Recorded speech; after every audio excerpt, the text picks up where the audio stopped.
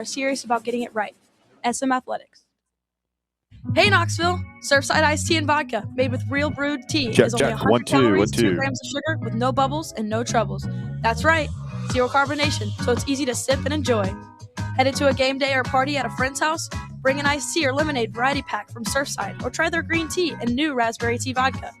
Find the can with the sunset stripes this season. Surfside iced tea and vodka, sold at bars, restaurants, and stores near you.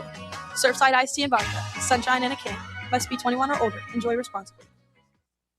White Claw is taking hard seltzer to new heights with White Claw Surge. At 8% alcohol, White Claw Surge is a stronger wave of refreshment that doesn't compromise on taste. Available in 4 bold waves of flavor like ripe blackberry, citrusy blood orange, zesty natural lime, and tart cranberry. Check out your favorite retailer in-store and online for the White Claw Surge Variety 12-pack and 16-ounce single-serve cans. White Claw Surge. Please drink responsibly. Smokey Mountain Brewery is the place to be for game day. From the moment you walk in, it's wall-to-wall big screens, making Smokey Mountain Brewery the perfect place to watch the Vols or your favorite team in action. With locations in Turkey Creek, Maryville, Pigeon Forge, and Gatlinburg, you're never far away from a great time at Smokey Mountain Brewery. Try one of their world-famous microbrews like Black Bear Ale, Mountain Light, or Cherokee Ale. Juicy burgers, wings that bring the heat, and delicious handmade pizzas made with hand-tossed crust from the freshest ingredients and their own special sauce from a secret recipe, topped off with hand-grated cheese and farm-fresh toppings. And don't forget, those famous microbrews are also available in kegs for your next party or in 6-packs and growlers to go. So grab your crew and head to Smokey Mountain Brewery and tell them fans.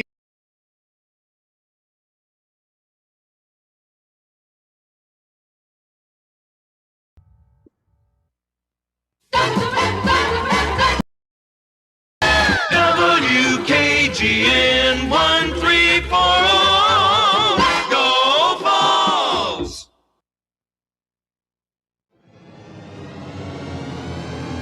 You're tuned in to East Tennessee's premier sports radio call-in show. This is The Drive.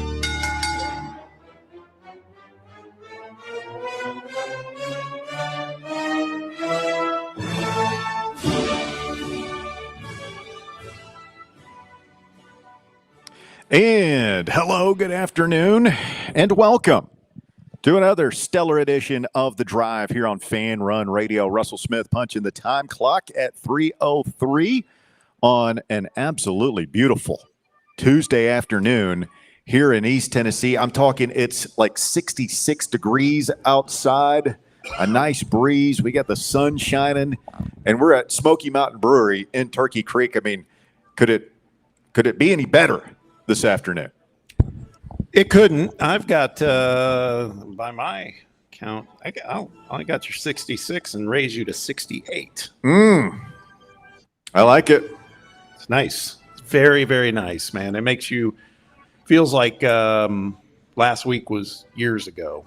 Yeah, but it wasn't. And I feel like this is just one giant tease. Probably. And we're going to get hammered with cold weather again before this is over. This is the way it should always be, in my humble opinion. But they don't ask me, and I'm beginning to think they never will. Live this afternoon, I want you to come out and see us. We're in Turkey Creek, right next to Calhoun's at their sister store, Smokey Mountain Brewery. And boy, do we have some treats for you. And I believe they have treats for us. As they're going to bring us out a big platter with some chow and some hearty beverages here. They've got the Winter Ale Specialty Brew now through the end of the month, and then it'll be gone until next year. So you got to come by and try that out. Although with the nice temperatures, I mean, it might be perhaps better for a little bit of Mountain Light. Yeah, maybe the Comet Single Hop Ale out here. They got a couple of different good ones you can try. Some red sangria if you're into the cocktail thing. They got that happening here. And I can't completely confirm this, but I have had reports that we might be getting a sampling of the pizza of the month. Which is to Papa. That's the meatball, right? That's the meatball pizza. So you get the house-made meatballs, the mozzarella, the ricotta, the Italian cheese blend, the good stuff. If I can shout out to my my bride, who has to fast today. Oh, And we'll leave it at that. She's going to be hangry by the time I get home. You might want to eat that here. I know. Maybe. Do you have like a wash your downstairs hands fridge? today? You can go. Do you have a place? Is she listening? You think? Probably. You have So a man cave? so you can just indicate to me via head motion. Do you have a Heidi spot at home, Bob? Do you have a Heidi place? Not really. That was so unconvincing. I'll put Bob on the stand. Yeah. Bob on the drive's lie detector test. It's Yeah. pinging right now. There's not a spot where you can go and escape. Every married man has a Heidi place, or not a spot where you hide food that you don't want to be eaten, not necessarily by the wife, but by the kids. Got a garage fridge. Yeah, So sometimes. absolutely critical to any healthy relationship. Exactly. But but she's been listening to your teases about the Brewmaster pizza too. Oh, She man. was like, I do want to get down there. She can't obviously today, but she was like, I want to get down there and try that. Yeah, that's fantastic. Are you gonna get a brewmaster at some point? Might get one to go. That'd be a Later pro move. today. Yeah, it's you're talking to, man. I How, ain't no how amateur. generous you gonna be with? I other mean, it might. folks at You your know, house? here's the thing, Bob. I can speak freely because my wife and kids are all at school, but I've got the downstairs fridge. You've been in my home. I've got the downstairs fridge in the garage. Where I pull in, go ahead and put the pizza in the fridge. Then I enter the house. None the wiser are the That's it. Smith kids. That's it. And then you just wait till Pay no everybody goes attention to bed. the box in the fridge downstairs. There's a lot less of that goes on at our house. My son was bad with that, though, man. It would be like, hey, man, who ate all the blank? And it would be like him, and he'd have like a box of cereal that we both liked. It would be like in his bedroom and just destroyed. That's the other thing. Not just opening it a normal human. It's like ripped off on the top and everything else. And since he's gone and we love him, but we don't have as much of that. Like ice cream, stuff in the freezer, treats, ice cream sandwiches, fudgesicles, he would not only would he take the last one, he would leave the empty box. Oh yeah, in there. that's a given, man. I mean, that stuff happened all just the a time. whole just lack of respect. Yep.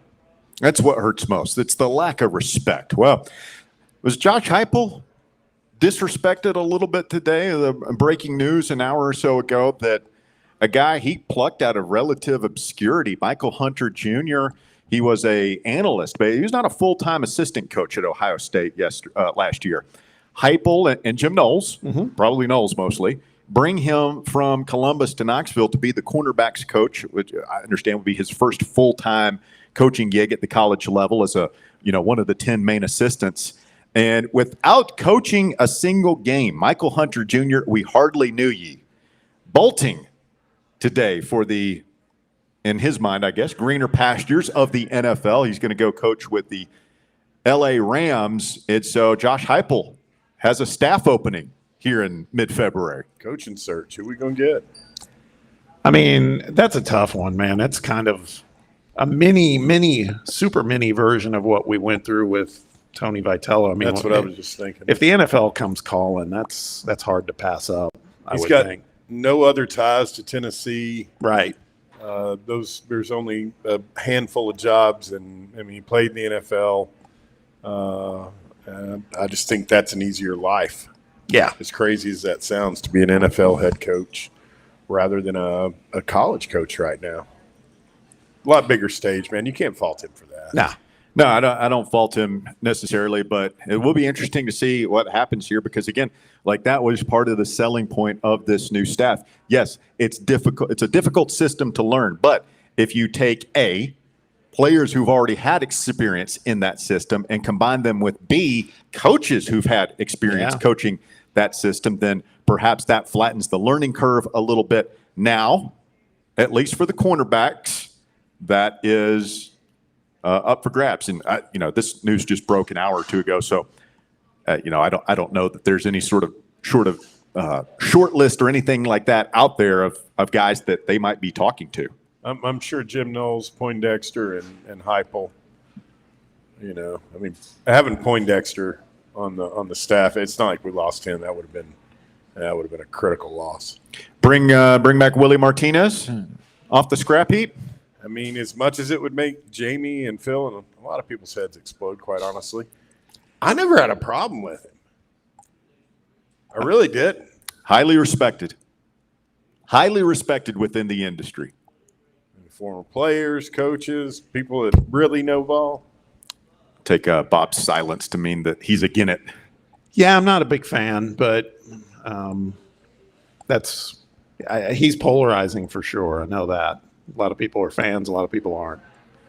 So that is the big news of the day. The big news of last night, Charles Bediako has the ruling go against him. No temporary restraining order or injunction against the NCAA. So he is ineligible immediately. Sounds like Alabama thinks they're going to fight, appeal, whatever. We'll see what happens. You know, if you do that, I would imagine you're getting into a court outside of Alabama for that one. And of course, I think as Tennessee fans, our minds immediately turn to what does this mean for Joey Aguilar and his fight against the NCAA. We have talked extensively about the differences between these cases. Joey Aguilar is not a professional trying to come back to college. He has not foregone any eligibility or anything like that, but he is out of eligibility technically according to the NCAA rules. I saw where Chambliss down at Ole Miss is appealing officially his ruling that we all knew. So it seems like the Bediako thing, like that is not 100% put to rest, but seems like that is going to be a flash in the pan thing. Will be interesting to see how the NCAA and the selection committee take into account what has happened next month. But I think it'll be even more interesting to see, does the NCAA still have the appetite to fight in the eligibility wars right now? Do they view the distinctions between Bediako, Chambliss, and Aguilar as being as vast as we as Tennessee fans view them? Yeah, I have a lot of thoughts on this. There's part of me that thinks, is this just the beginning of, some course correction and some steam that gets put on this? And they are different scenarios, but it does make me wonder if the timing of all this now might not be the ending for Joey that he was hoping for. I just wonder if we finally reached the hill that the NCAA is going to die on. Yeah, eligibility.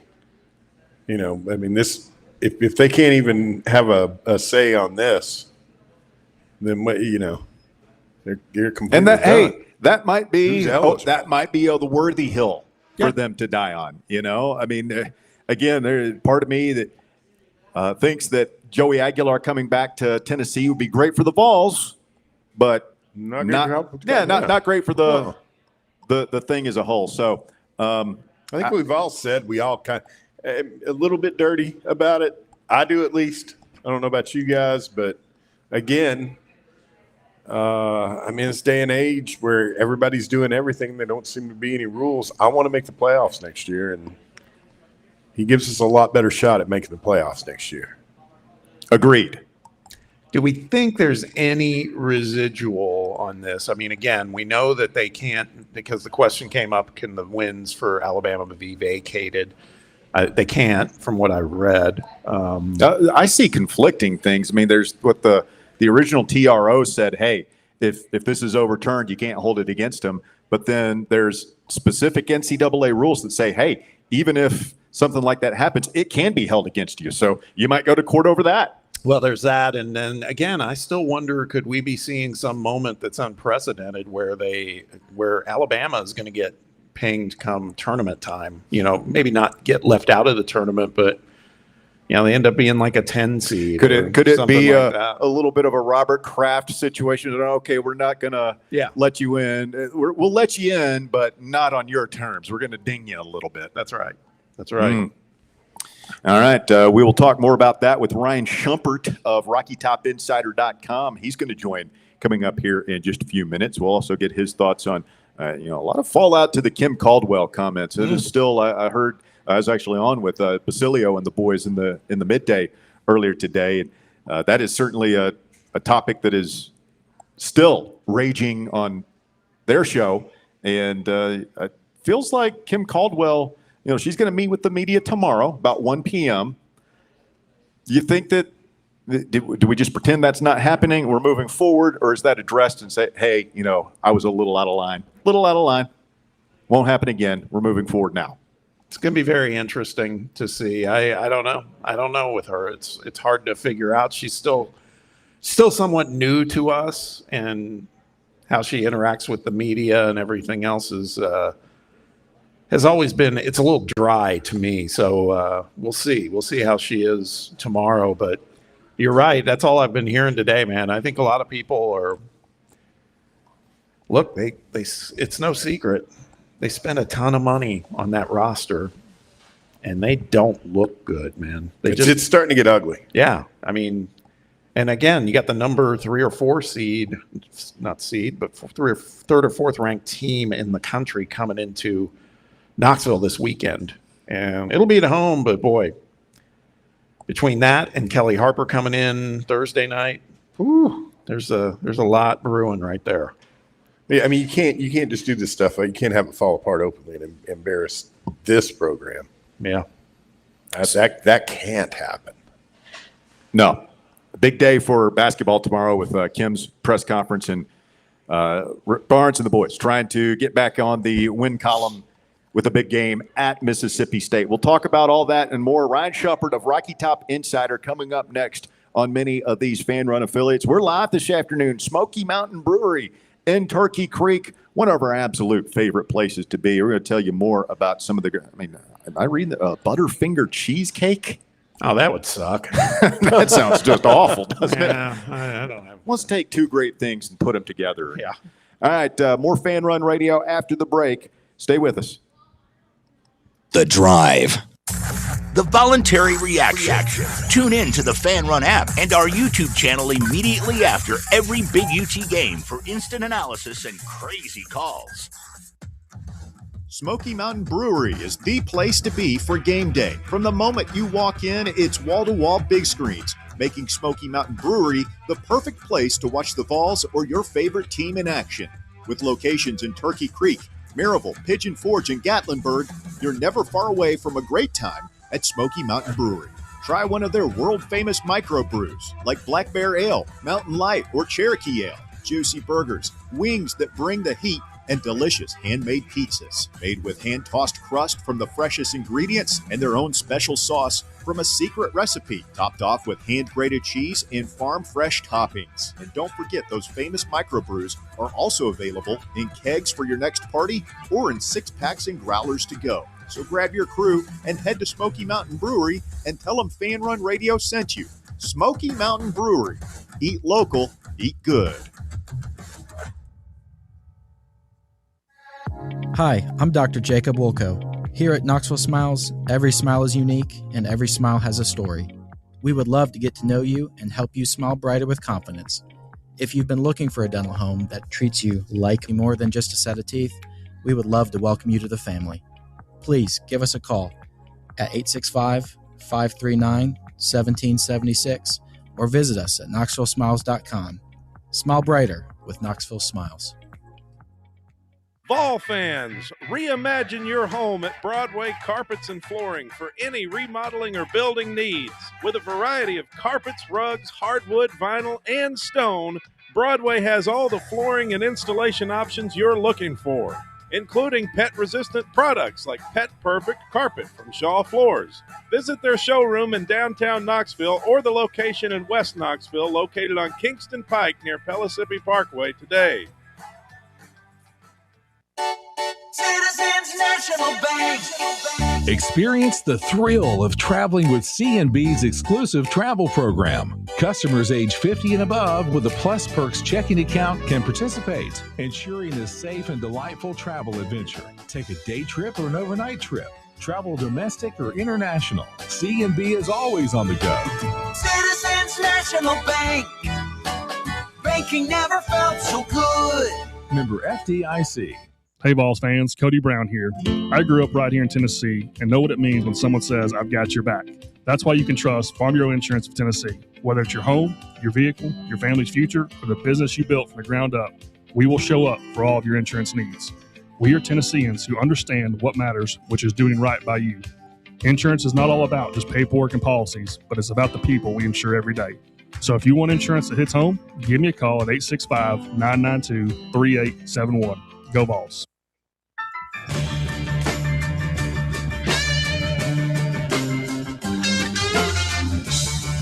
Welcome back. The Drive continues. Fan Run Radio live this afternoon at Smoky Mountain Brewery in Turkey Creek. Come on out, say hello this afternoon. Bear, they got the brew house chili going. Their soups and chilies. We're here at Smoky Mountain Brewery, but the greater Calhoun's Copper Cellar family, they got the best soup game in town. Whether it be the chili here, the brisket chili, the white chicken chili. If you like chili, you need to come in here. It looks chilly over there. We're watching the USA women's hockey team take it to Canada. I've got them over at Barrel, Russ. Do they say 3-0 or is it just 3-0 in hockey? Yeah, it's 3-0. It's only second period, too. This could get ugly. Do they have a run rule or running clock or anything, too? I don't think so. Do you think they'll stick with it and let us watch the Zamboni? That's really all I care about in hockey is the Zamboni in between periods. I'd like to make it happen where you could drive one. I'd love to drive the Zamboni. I'll see what I can do. You'll see what you can do? Yeah. What could you do? You might have to pretend like you've got a bad illness or something. But if you want to drive a Zamboni, we'll get you on a Zamboni. Bear's like, get me the USOC. What, this is going to be a Make-A-Wish thing? Sure. It was his dying wish. All he wanted to do was drive the Zamboni.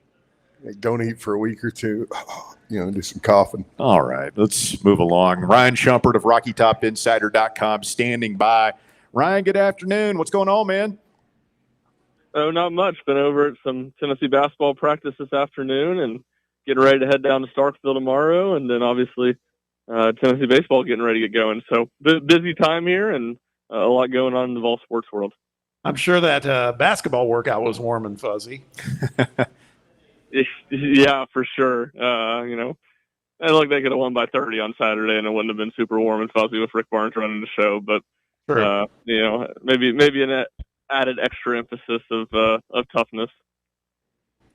Ryan, what's going wrong with this Tennessee-Kentucky rivalry? I mean, Rick Barnes was, I don't want to say in control of that thing, but he certainly had the upper hand once upon a time, not in the not too far distant past. And those days are gone as Mark Pope is just, I don't want to say he owns Rick Barnes because Tennessee won the one that mattered last year in the Sweet 16, but certainly has the upper hand. What's the deal here? Is Mark Pope Rick Barnes' kryptonite at this point? Yeah, I'm not sure if I'd go that far, but certainly I think Mark Pope runs some things that have given Tennessee issues defensively in all these games, and I think there's an aspect, and look, I think it goes even back a little bit further. Even some of Calipari's later teams that were clearly worse than Tennessee had some success against Tennessee, more than you would expect. And even going back to Cal's last year, I would have pointed to a lot of these games, Kentucky's just shot exceptionally well from three-point range, and Tennessee's kind of had varying degrees of success, but that was not the case on Saturday. Kentucky did not shoot very well from three, and it felt like certainly Tennessee's defense was not its biggest issue, but they still struggled to get stops at times. So, yeah, I think clearly a lot of what Mark Pope likes to run offensively is, given Tennessee issues defensively. Hey, Ryan, thanks for joining us. One of the things I've heard a lot in the last, 48 hours or so has been, hey, maybe Mark Pope and Kentucky's just not a good matchup for Tennessee. And it got me thinking, and actually, that may or may not be true. I don't know, but it got me thinking because it reminds me of a team that we're playing tomorrow night that we've been saying that for the last couple of years, and that was Mississippi State saying, man, we just don't match up well with them. Although this Mississippi State team is far different. It looks like, 11-12 record, kind of one of the lower tier teams in the SEC this season. I guess for Tennessee, given that Kentucky loss, we always looked at this silver lining of what's next, right? With Mississippi State, LSU, and then what's the third one? There's like Oklahoma. 3 in a row. Oklahoma, that's right. So, I mean, I feel like this is a kind of a quick get right moment, but we have seen some tough ones when the boys go down to Starkville. Your thoughts on this game tomorrow night? Yeah, no, I feel good about Tennessee. I mean, obviously they got to go out there and play well and, put Saturday behind them. But I don't think this is a Mississippi State team that's near as good as they've been the last couple of years. I don't think they have near the toughness defensively that the past couple teams have had. I mean, that's kind of been staple. And certainly 2 years ago, Tennessee handled Mississippi State last year fine, but 2 years ago when they lost to them twice, that Mississippi State front line honestly kind of played similar to how this Tennessee team does. It gave Tennessee just a lot of fits physically, and certainly any skilled big man seemed to give Tennessee a lot of issues that Dalton Connect season when Jonas Adu, physically inside struggled in a lot of games. So I don't necessarily point to some of the struggles of really more than anything that year, thinking that's going to impact Tennessee a ton. And this is a game that the Vols should win, and I think, relatively comfortably. I don't think they're just going to go out there and win by 20 or anything like that. But again, they should control and they should win. But life on the road in the SEC, you got to go out there and do it. And I mean, even Vanderbilt learned that at home against Oklahoma on Saturday. It's the league is down this year, but I think that's more about the top of the league, where the bottom of the league is still solid, still capable of giving a lot of teams tough games, especially when those teams in the bottom of the league are on their home floor. Talking with Ryan Shumpert, RockyTopInsider.com. Shump, when you look at the all-powerful KenPom ratings index, Tennessee is 17th in adjusted defensive efficiency. Now, in the past couple of years, it seems like they have lived in the top 5 of that metric. So Tennessee fans will say, hey, man, our defense isn't as good as it has been. It's still very good. It might not be up to the Rick Barnes standard, but it's still better than most in college basketball. The other shortcoming people will point to is the lack of a third scorer. Who besides Nate Ament and Jacoby Gillespie is going to emerge as being that third scoring threat? What do you think is more important for Tennessee's success down the stretch? Getting back to that just fantastic defense that we've seen the past 2 seasons from Rick Barnes' program, or finding that third scorer to complement Ament and Gillespie? Well, I think I would say that finding the defense back to the rate it's been the last handful of years would be most beneficial. I think that would really be a game changer if Tennessee was able to be a top 5 defensive team. But at this point, this team hasn't been a top 5 defensive team all year. So can they be better than they've been? Sure, but I don't think. I think they're too far gone at this point. If they haven't really even shown flashes of that to me, of being just a completely suffocating, dominant defensive team. So I would go more on the other side, and I think it's even less about a third guy. I think it's just about in the aggregate, can Tennessee's big men give them more inside? The obvious third person point to there would be J.P. Estrella. He's the most talented offensive big man, but it can be other guys too. They need just some combination of J.P. Estrella, Dwayne Brown, Jalen Carey, and Felix Okpara to give them more offensively. Can you get 20 to 25 points from that group every single night? Because if you do that and Nate keeps this emergence going and Jacoby, I think your offense is going to be in pretty good shape. But they just haven't had that as consistently as I think they thought they would this season. What did you see today as far as Felix Okpara? Was he pretty active in practice today? Yeah, he was full go today. Even last Friday, he started doing more team stuff, but it was pretty in and out. Today, he was full go from everything I could tell. So I'd be, I haven't heard anything, but I'd be a little bit surprised if he's even on the injury report tonight. Ryan Shumpert, Rocky Top Insider, our guest here this afternoon. Ryan, your thoughts on the Bediako ruling yesterday? Specifically, how should the committee look at Alabama when it comes to Selection Sunday, and how do you account for this handful of games? Was it 4 or 5 games that Charles Bediako just sort of appeared in the middle of the season, and now he's gone almost as quick as he appeared? Well, I think first of all, it's just a victory for common sense to prevail and for him not to be able to play. And all I thought the court, and I think maybe Daniel Pruitt was the name of the lawyer, just putting the nonsensical argument that Well, European and that, international players that play professionally are allowed to play. Why isn't Charles Bediako? Like, that was just such a nonsensical argument, and I'm glad that was shined in the light in the court and viewed that same way. It felt pretty obvious, I think, to most people. But when it comes to, how does the committee assess them? I mean, is it really that? They went 3-2 when he played. It wasn't like they were great. It's about what I think they have the same record as Tennessee, which is 16-7, 17-7. You take out the bye games. I mean, that's kind of about what playing decent competition. Alabama's been about a 600 team. So that's what they were. So to me, it doesn't necessarily change anything. I don't think you're going to redact those wins with him, and I don't think you're going to say, all right, well, you lost to Tennessee without Charles Bediako, so we won't count that game against you. Like that aspect of it to me is pretty plain and simple.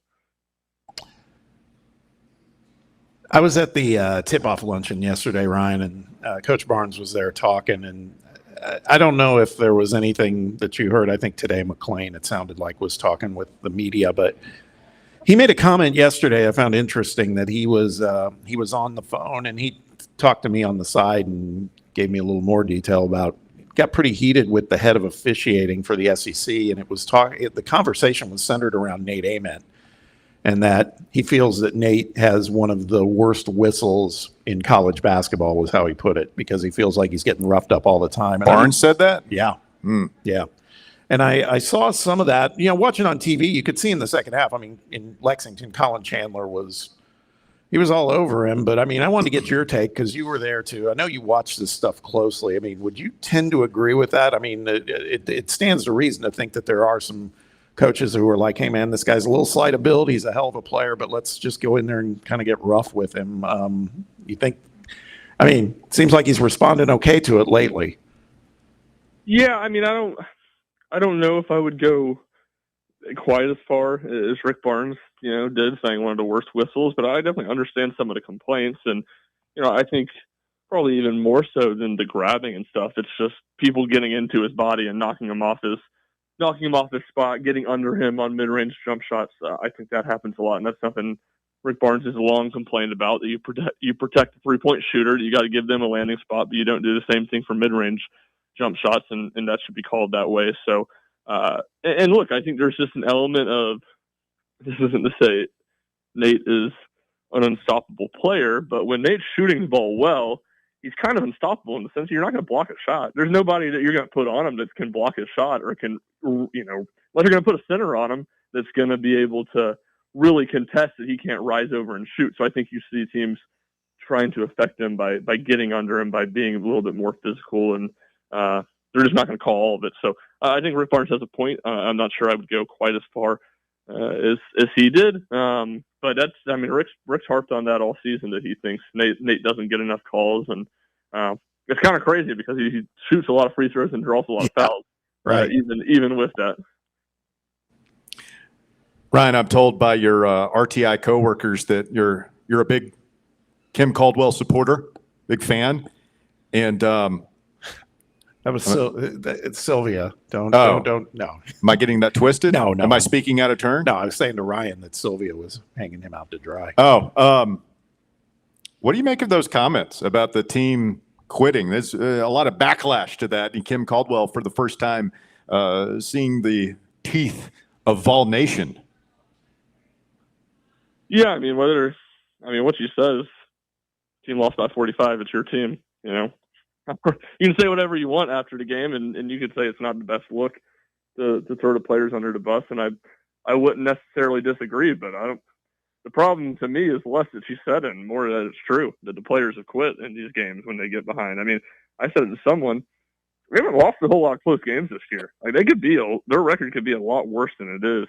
Because it feels like they've won most of close games. So I didn't love it, but I think what's happening, and obviously the hypocrisy of, ask the players and the players aren't made available to talk to the media is a terrible look too. But at the end of the day, all that stuff can be a terrible look. It's a whole lot worse getting beat by 45 by your conference rival.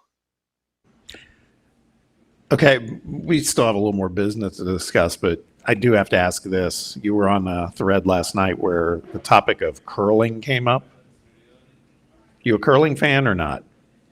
No, I'm not. And Jack and I were recording our season preview baseball podcast, so check that out. But I did go curling once with some friends a couple years ago when I was back home around Christmas, and fun activity. I don't really remember a whole lot about it. I mean, as someone in the thread was asking, like, does the people who are scraping the ice, does that change the direction? Does that slow it down? Does that speed it up? And I did it. I curled, and I couldn't answer any of those questions. So I can't say I'm not really a Winter Olympics guy in general. I'm not a huge Olympics guy, period, but especially Winter Olympics, I'm not a huge fan. There we go. That's me too. That's me too. Doesn't mean I don't have national pride, but our guy Bear over here is a huge Winter Olympics fan. So we, I'll tap in for some of the hockey stuff, especially as they get a little bit further into it. But yeah, just as a whole, I mean, I'm probably more inclined to flip on a college basketball game than see what's going on in the Winter Olympics on any given night. You guys don't know what you're missing. I mean, we've got it on right here. You're not even watching. That's because I'm doing research on my. I feel like this is a work.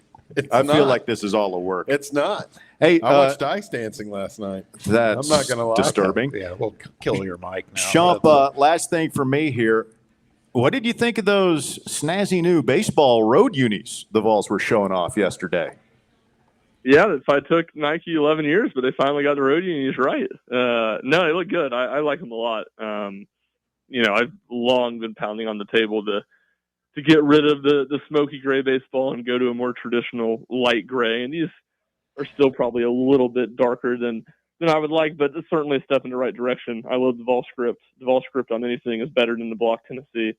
Yes. So, we had to trade at least for a year the Vol script on the cream uniforms for block Tennessee, but at least we got something back on the other end. And I will say, they wear the gray uniforms more than they wear the cream uniforms. They almost always wear the gray uniforms in Game 1 and Game 3 of a road series. So I'm glad. I like the change, and I'm glad we'll get to see these more this year. I saw in one of the pieces on our site that there was talk of that sometimes they wear the orange jerseys with the gray pants, but those are lighter gray, right? Yes, those are when they're on the road and they wear the orange on Saturdays. It's always with gray pants, but it's at least that I can ever remember. I'll stop short of saying never, but the last handful of years it's always been with not the smoky gray pants, but with a lighter gray pant. All right, it's almost baseball team time when we start dissecting the uniform combinations. Yes, you're not going to Starkville tomorrow night, correct? I am going to Starkville. Oh my God! Oh, that's right. Is it Como you're not going to? Como is the only one the rest of the way I'm planning on not being at. You guys don't have the private jet gassed up yet for our boy? Well, no, not really. Champagne and caviar on ice? I mean, come on. What are we running? Some kind of second-rate operation here? Ryan's very efficient with his travel budget, so I trust him.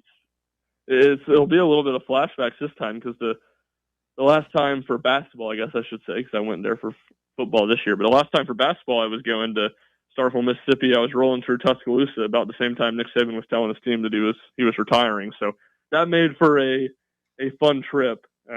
Stopped back on my way back. I drove back to Birmingham after the game. Stopped in on Tuscaloosa. Went to the funeral for Coach Saban at his statue, and the mourning that the fans were doing. That was quite the scene, and one I probably won't soon forget. All right. Well, safe travels, Ryan Shumpert, RockyTopInsider.com. Be sure to go check him out right there for all the latest on Tennessee basketball tomorrow night after the game against Mississippi State. Thanks, man. Yeah, I appreciate you guys having me on. Talk to you all again next week. Ryan Shumpert, RockyTopInsider.com, our guest here this afternoon on the program, and be interesting to see if Tennessee picks themselves up off the mat tomorrow. I got to believe they will. Is there any? I bet you. I just saw John Reed walk in. Is there any spread info out yet on Tennessee, Mississippi State? We're looking right now. Okay, not yet. Not yet. That's. I'm going to guess Tennessee by 3.5, 2.5, 3.5. I think a little more. A little more than that. Okay. I was gonna, 7.5. I swear I was going to say 7.5. Okay.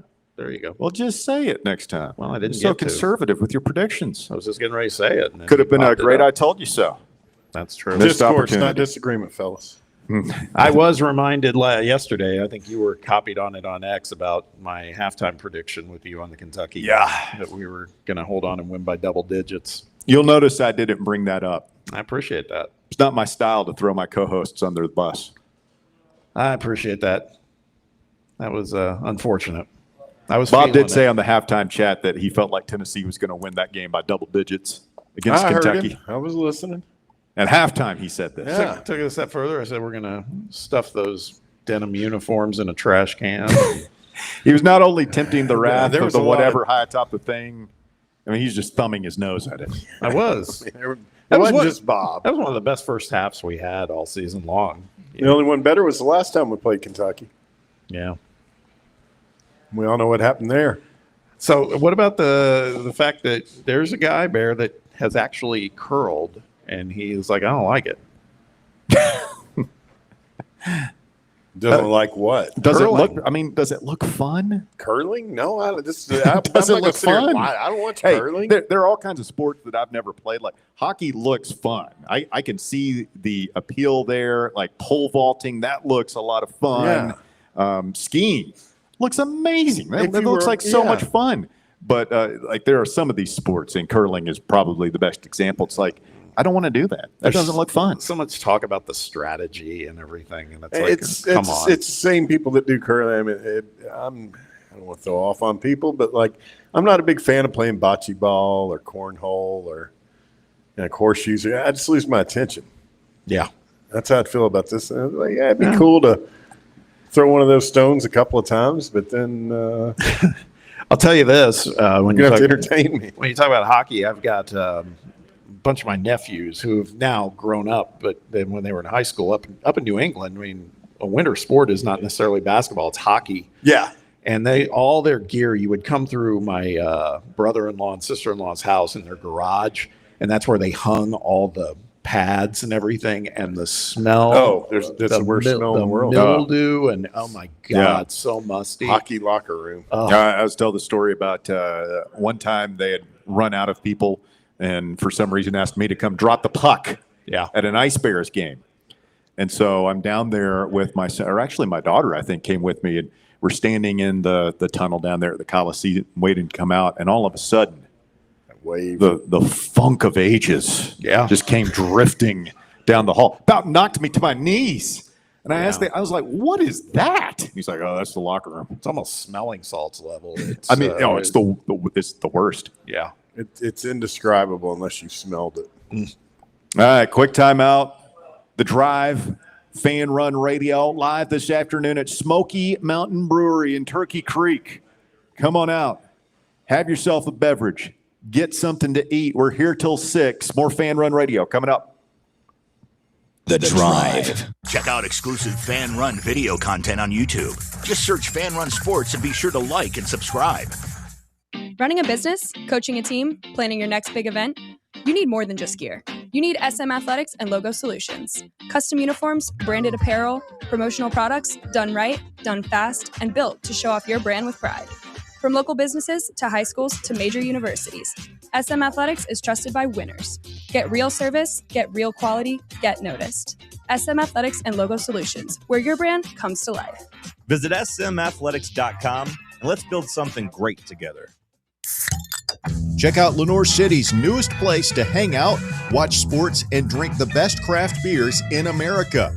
The Casual Pint Lenore City is now open on Highway 321. They've got over 30 beers on tap, with everything from lagers and pilsners to sours and IPAs, as well as stouts, porters, and brown ales. You can also create your own six-pack from their singles cooler or pick up some packaged beer and a growler fill to go. And be sure to bring your appetite, because they have a great menu featuring appetizers, brats, burgers, flatbreads, and wings. It's the Casual Pint Lenore City, now open on Highway 321 across from Gold's Gym in Lenore City. Swing by and check them out, and don't forget to tell them Fan Run Radio sent you. What's up, Fan Run Nation? This is Evan Rogers with ECR Total Landscapes. I'm happy to announce that our free stump grinding promotion for Fan Run Radio listeners is now extended to March 31st, 2026. If you've got trees in your yard that need to come down before they fall on your home, don't risk it. Call ECR Total Landscapes and mention you heard our ad on Fan Run Radio, and we'll get rid of that problem tree for you and grind those stumps for free. Call us at 865-384-2012 or check us out online at ecrtotallandscapes.com. Yeehaw! I've been hooting and hollering ever since I started betting with the VIP Play app. VIP Play has more than 200 leagues, every bet type you can imagine, live betting and live hosts, all with 24/7 support from real live people when you need them. Start betting better with the VIP Play app today. Don't be a better, be a better with VIP Play today. Download VIP Play today or head to VIPPlayApp.com. Make sure you use the promo code FANRUN to take advantage of their welcome bonus and so they know that we sent you. Gambling problem? Call 1-800-8899-789. Must be 21 or older and located in Tennessee to bet. Have you ever found yourself wishing your clothes looked brand new again? Whether it's your favorite suit, that little black dress, or your comfy winter coat, Crown Cleaners can make it happen. From stubborn stains to delicate fabrics, the expert team at Crown Cleaners uses the latest cleaning technology to ensure your clothes come back looking and feeling fresh. Visit one of their 2 area locations, Kingston Pike on Bearden Hill or South North Shore Drive near Dunkin' Donuts. Online at crowncleaners.com. Crown Cleaners, a tradition of excellence.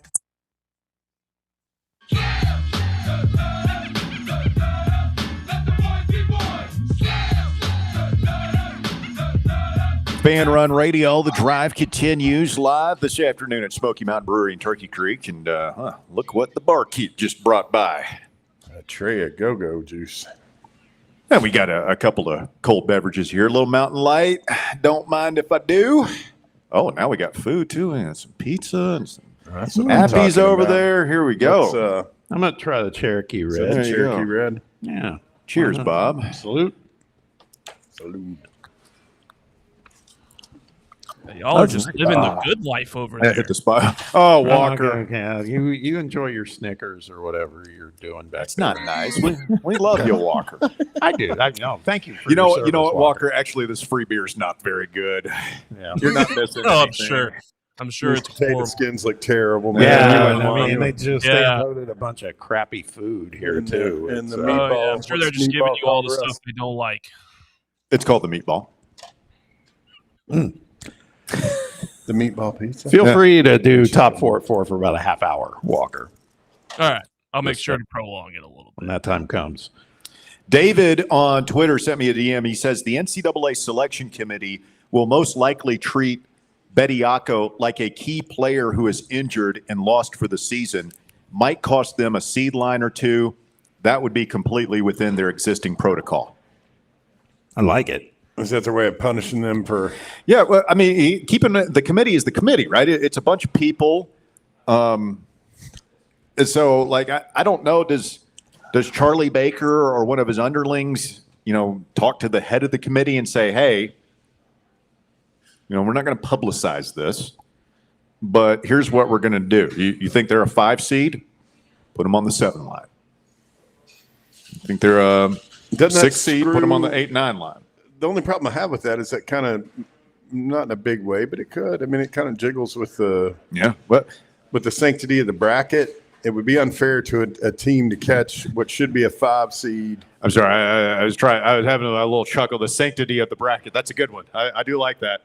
Well, I mean, think how mad we are, and I'm being dead serious about the Michigan cheating scandal and the thing with South Carolina, and that Michigan manipulated the college football playoff one year. I'm dead serious when I say that. They did. We all know they did.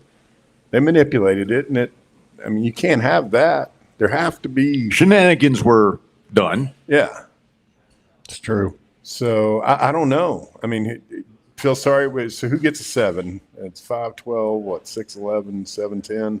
Yeah, be a 10 seed, and you end up playing a 5 instead of a 7. That would stink. We'd be pissed. Be the most Tennessee thing ever if somehow they got bumped in a way that we end up playing them in the second round or something. The nachos have arrived, boys. Yeah, they've caught my attention. You've got a show to run, Russ. Me and Bob are just along for the ride, buddy. We might just have I'm to just on my step own away. now. Yeah. Looks good. Smells phenom. I mean, I don't know. That blew my how far I did. We're 5 weeks. Yeah. Under 5 weeks now. away 5 from weeks Selection Sunday? till Selection Sunday. Less than 5 weeks. 865-966-3435, your phone number to get on the show, 966-3435. You can call or text to the drive. Walker Smith will greet you as you call in this afternoon. Jason on the text box says, love the new Smokey Grays. They just need to be button-downs instead of pullovers. I agree. I hear a lot of that, and I'm kind of indifferent. It doesn't. I get it. The pullovers look a little softballish sometimes, but it doesn't bother me too much. I will be interested to see what Adidas does next year because, I mean, there's been so much feedback on these. And some people probably don't care about this, but the people who care a lot.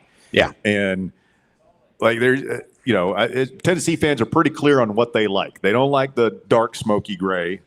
They like these that just came out. They like the orange jersey and light gray pants or white pants at home. And they like the creams. Yeah. With the Vols script, not the block tees that we're going to see this year. So, I mean, it feels like Adidas has plenty of notes that they could really knock this out of the park, so to speak, and get it right for Tennessee fans. And some of their, like A&M and Mississippi State, look pretty good. It will be interesting. I'll be watching more closely in baseball season once it gets rolling here, but we've been seeing a lot of, we saw it in the national championship football game, and we've been seeing it a lot in college basketball. I was watching last night with Kansas playing. I mean, I think their uniforms look good. I think as long as Tennessee has some level of control, which they do, on, kind of preserving the look of the brand, so to speak, which is Tennessee athletics, I really am not concerned about that. It doesn't mean I'm excited about it necessarily, but I'm not concerned. Boy, I had a bunch of Mississippi State fans in my mentions. Those people are mean. Why? What happened? I was just trying to talk a little college baseball with my followers on X, and I don't even remember what it was.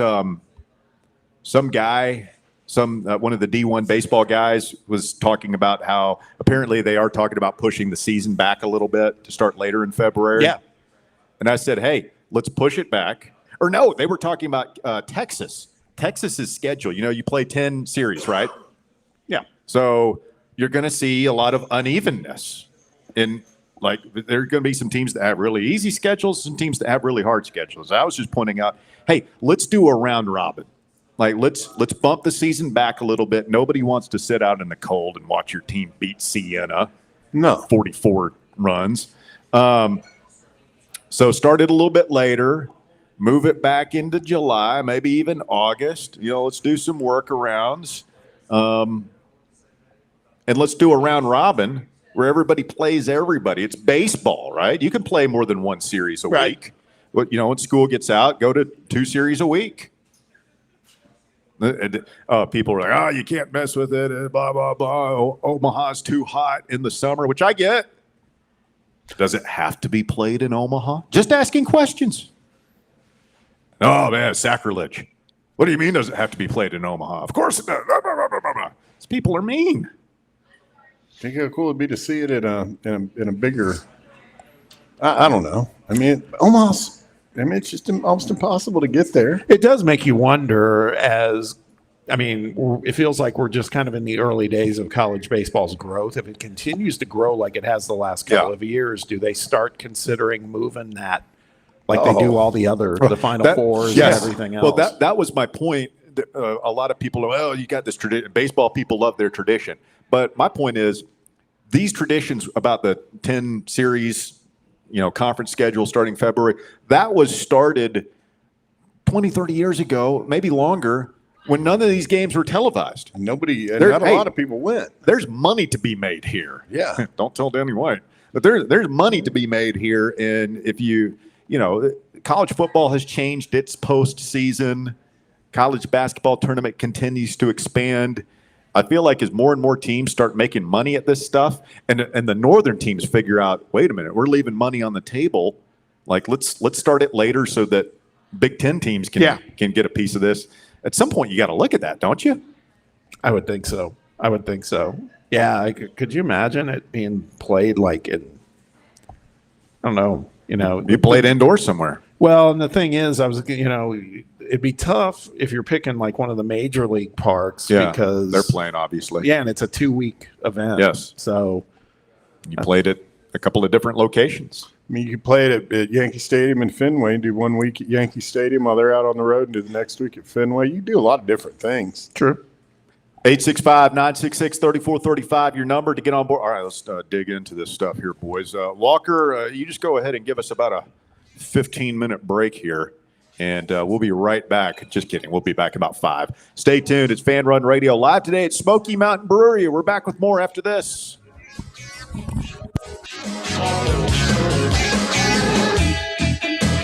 The Drive. The voluntary reaction.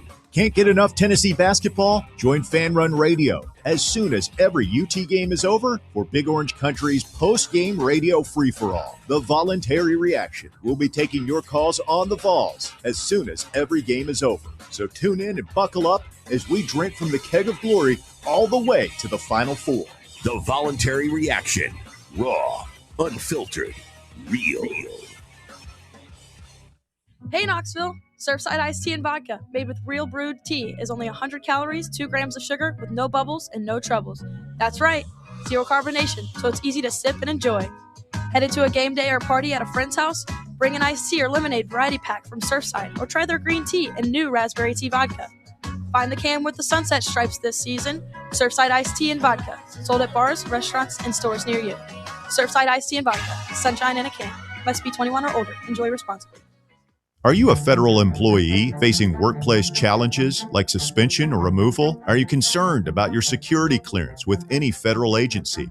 You know the Griffin Law Firm is your trusted ally in military legal matters. But did you know they also specialize in civilian federal employment law? If you're a federal employee facing workplace challenges like suspension or removal, if you're concerned about your security clearance with any federal agency, the DOE, FBI, FCC, or DOD, you might not know it, but you do have legal recourse. The Griffin Law Firm specializes in federal employment law, military law, and security defense law. VFL Marshall Griffin and his experienced team are ready to make your problem their problem, no matter which federal agency you work for. Don't face federal employment issues alone. Remember, remain silent, request counsel, call Griffin Law, 888-707-4282, online at griffinlawdefense.com. Barley's has live music on weekends, general team trivia on Wednesday nights at 8 p.m., and now live sports trivia courtesy of the Knoxville Trivia Guys every Thursday night upstairs. The game starts at 7 p.m. and is free to play for everyone, so head on down to the Old City and show off your sports knowledge and win gift cards to Barley's. Use those gift cards to buy some delicious food and drinks, and you can take it all in with their wide selection of TVs and indoor projectors. Barley's Tap Room and Pizzeria.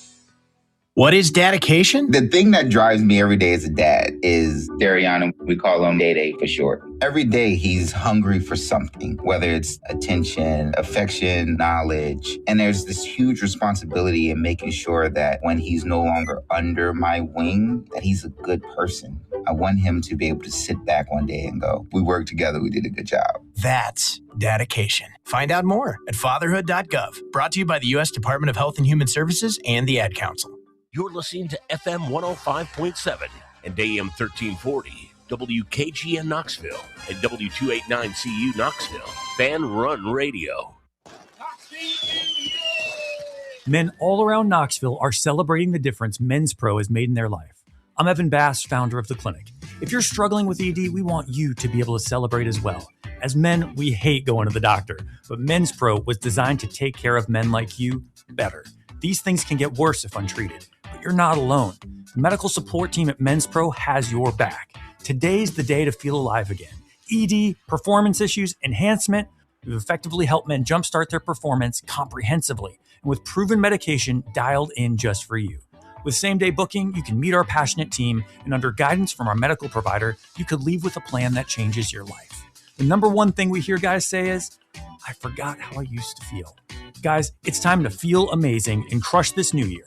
Call my team right now and let us treat you to an unforgettable experience. Dial 865-544-8220 or go to menspronoknxville.com.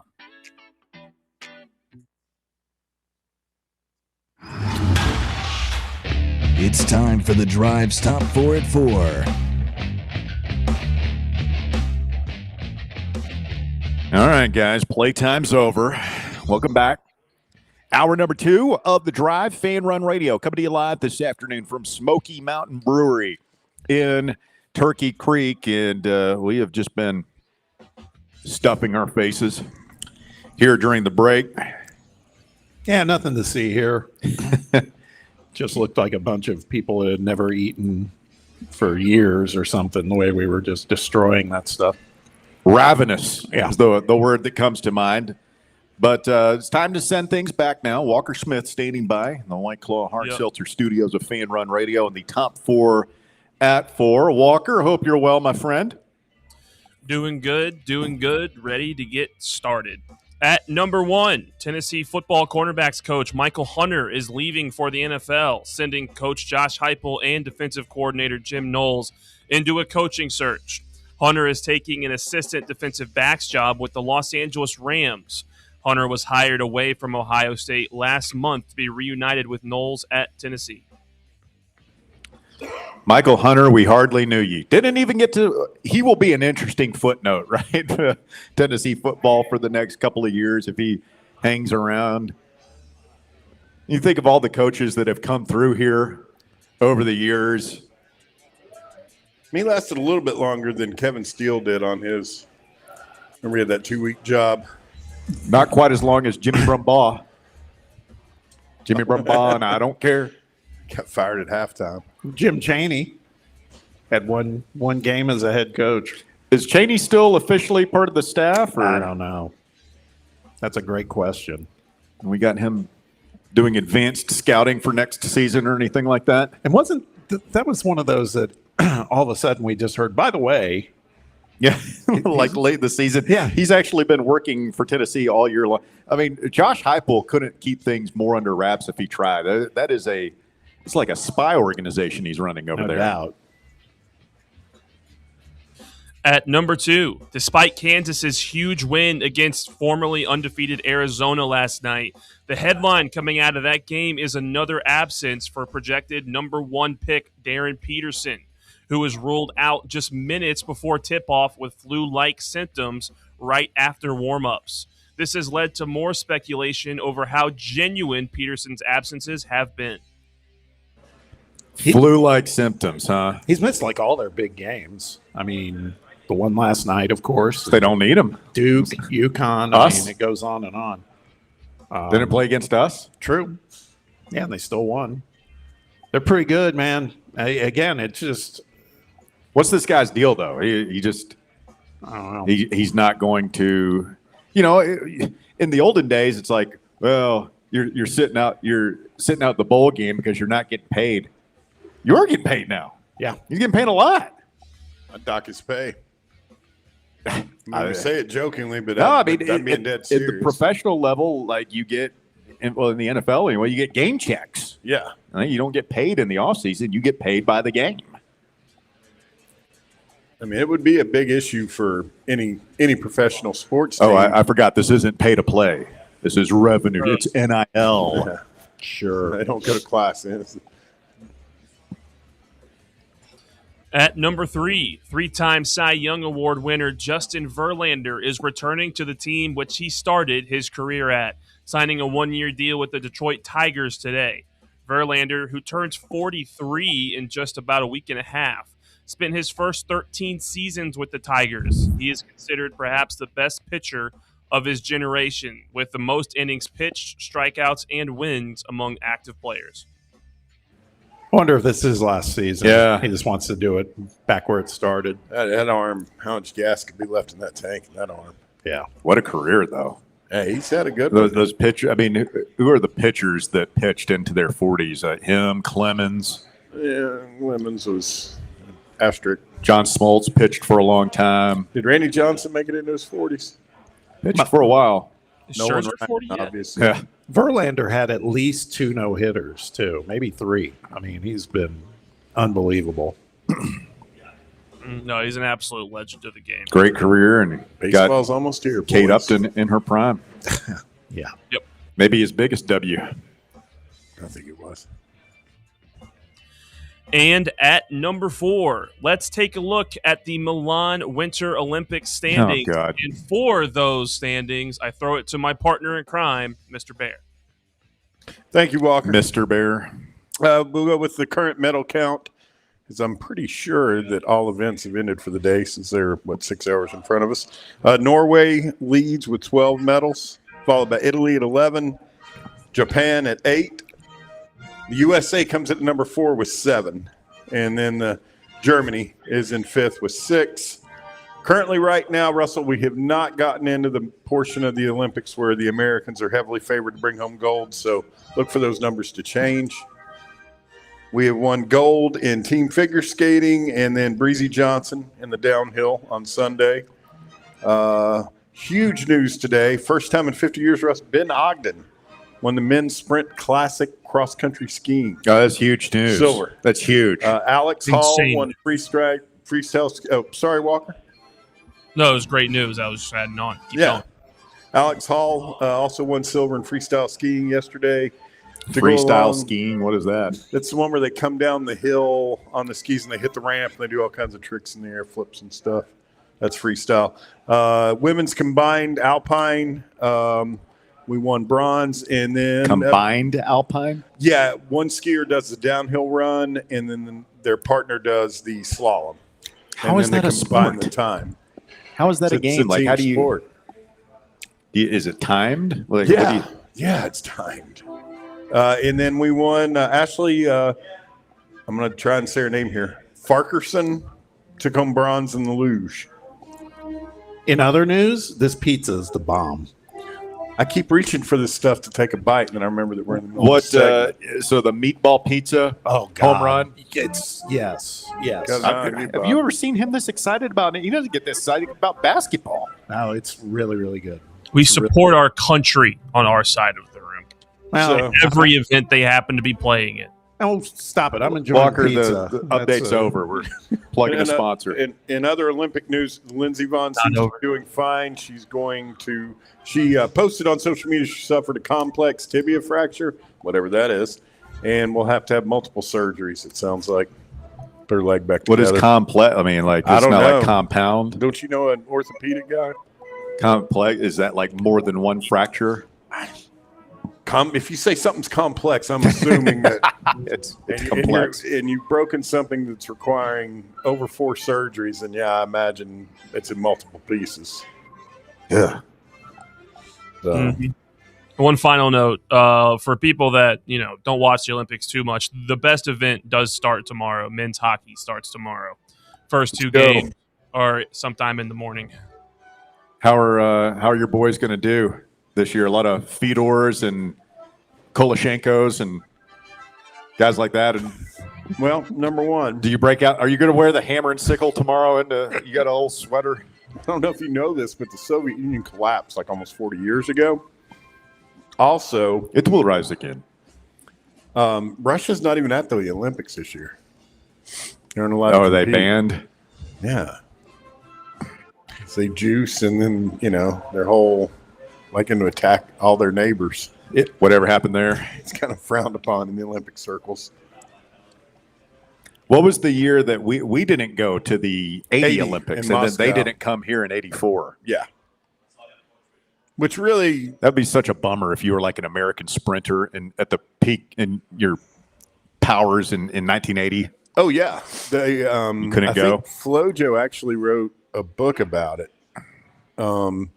There were that whole team of athletes back in '80 that there were some UT ties, obviously because of UT swimming and track and field. We were a powerhouse back then, but yeah. You worked all that time, and then a bunch of politicians from 2 different countries decide you don't get to play. Is that an Ensworth helmet behind that guy? right now, or is that? Yeah. Who is that? That's Hasselbeck. Did he coach at Innsworth? They live in Nashville. I know that. Okay. So yeah, he might be. Have a kid that plays there or something? Yeah. All right. Hour number 2 of the drive, off to a rip-roaring start. We're live today at Smokey Mountain Brewery in Turkey Creek. And Bob Baskerville has given the meatball pizzas, the pizza of the month, a resounding 3 thumbs up. It's good. It is very good. I mean, it's cut my mic off. Very good. Slice. Oh, you want to cut? Okay, I'll cut your mic off. You know, one thing I wanted to. I don't think I've ever seen Bear eat on air. I want to watch this, see how this goes. Yeah, the one going for the napkin after one slice, one bite. Okay. And I'll ask Walker to chime in on this too, but it was one of his headlines in the top 4 at 4. Darren Peterson. The more this happens, because I felt like he's surefire the top pick in the NBA draft. I wonder if this is going to start to reflect negatively on him. Maybe it won't. Maybe the NBA people are looking at it as like, you know, he's protecting their investment. He's not going to push anything, and you're going to get a healthy player. I saw Aaron Torres earlier on Twitter. I'm paraphrasing here, but he basically raised that whole point. He was like, I would not draft this guy with the number 1 overall pick. Basically, because doesn't seem to have a very good work ethic. He's ridiculously good. But you can get, and this is just one of the problems with college sports right now, is that you can get away with some of this stuff. You know, in the pro level, like you got flu-like symptoms. I don't know. Maybe if it's you're playing the Grizzlies on a random Tuesday night, but you're playing the number 1 team in the country last night. You're whatever the equivalent of that is in the NBA. A playoff game. You got the flu. All right, but we'll get you an IV. Like we'll see you out there. Warm up start at 7. I don't know. Walker can check me on this. I think this is like he's had flu-like symptoms multiple times. Yeah. Yeah. Really? Yes. Yes. That's a little fishy. Yes. It's weird, and it's what they say, flew me once. So, shame on you. Flew me twice. Shame on me. We won't get flued again. The weird part about it is it's like you watch the 2 big ones that are weird for me is that it was the Arizona game where Arizona is a really good defensive team. It's a high-profile game, a team that, could do well against Darren Peterson defensively if they put, say, a Koa Pete on him or a Tobe Awaka on him or something like that, and he doesn't play. And then earlier, like 2 weeks ago maybe, the weirdest one was his matchup against A.J. DeBansa in BYU, where he comes out in the first half and absolutely torches him. Like he's insane in the first half, absolutely outplays DeBansa. And then in the second half, doesn't play. Like he doesn't show back up, because of cramps reportedly. Cramps? It's all weird. Yeah, Tobe. I was saying that to Bear. Tobe played. He usually only plays 20-ish minutes.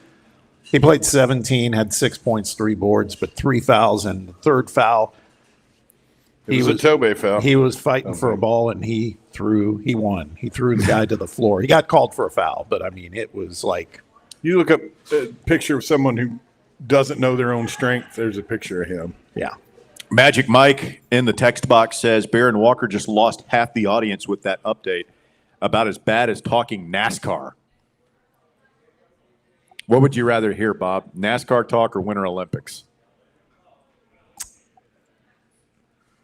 Old known keyboard tough guy, Magic Mike. I would say it to my face, Mike. I'd rather hear about NASCAR than Winter Olympics. And you guys call me? I'll say some of us support our country, some of us don't. That's okay. I think NASCAR is as American as apple pie. That's right. What did you say, Walker? I'm sorry. I don't care about some Frenchman in a bikini hurtling down a hillside somewhere. You don't We're got to talking care about about the big Frenchman, engines. but you should be caring about the American. Supporting You the guys aren't going to get into the hockey? No. I might get into the hockey. Again, as I mentioned earlier, I've got, extended family up in the Northeast. This is, they're all about it. So I got to play along a little bit. You call yourself a sports authority, Smith. It's a bad look for you and your brand. Oh, yeah. Yeah. If we spent more time talking Winter Olympics, we'd probably do. Your disdain for them. No, it's only produced one of the most legendary moments in American sports history. The Miracle on Ice, or as Bear calls it, disaster at Lake Placid. Yeah. What I replied to you with the other night goes right now, my friend. Oh, man. Hey, on the live chat, this is back to when we were talking about College World Series, all that. This comes from section YY8. And he says that the NCAA signed a deal with Omaha to be there until 2035. So maybe move after that. I think maybe the NCAA, they might have even helped subsidize some of the improvements and renovations that have happened. No, I get it. I'm not, gung ho about moving the College World Series. I'm just saying, sport's changing. Sure. That sport was not a revenue sport for a long time, and it's still not a revenue sport for most schools, but it can be, and we're starting to see a future where, hey, these games can be televised. They draw big crowds. Let's college sports fans. There's demand. People want more of it. People want more of it, man. And when there's demand, there's going to be supply. So I'll be interested to see how that. I don't think any big changes are going to happen right away, but we'll see. Quick timeout. The Drive, Fan Run Radio, coming to you live this afternoon, Smokey Mountain Brewery in Turkey Creek. See what the fuss is about with this meatball pizza here during the break. The ricotta is incredible. It's really delish. Quick timeout. You want to jump in, go ahead and give us a ring, 865-966-3435, your phone number to get on board. Call or text to the show, 966-3435. Back with more Fan Run Radio right after this. The Drive.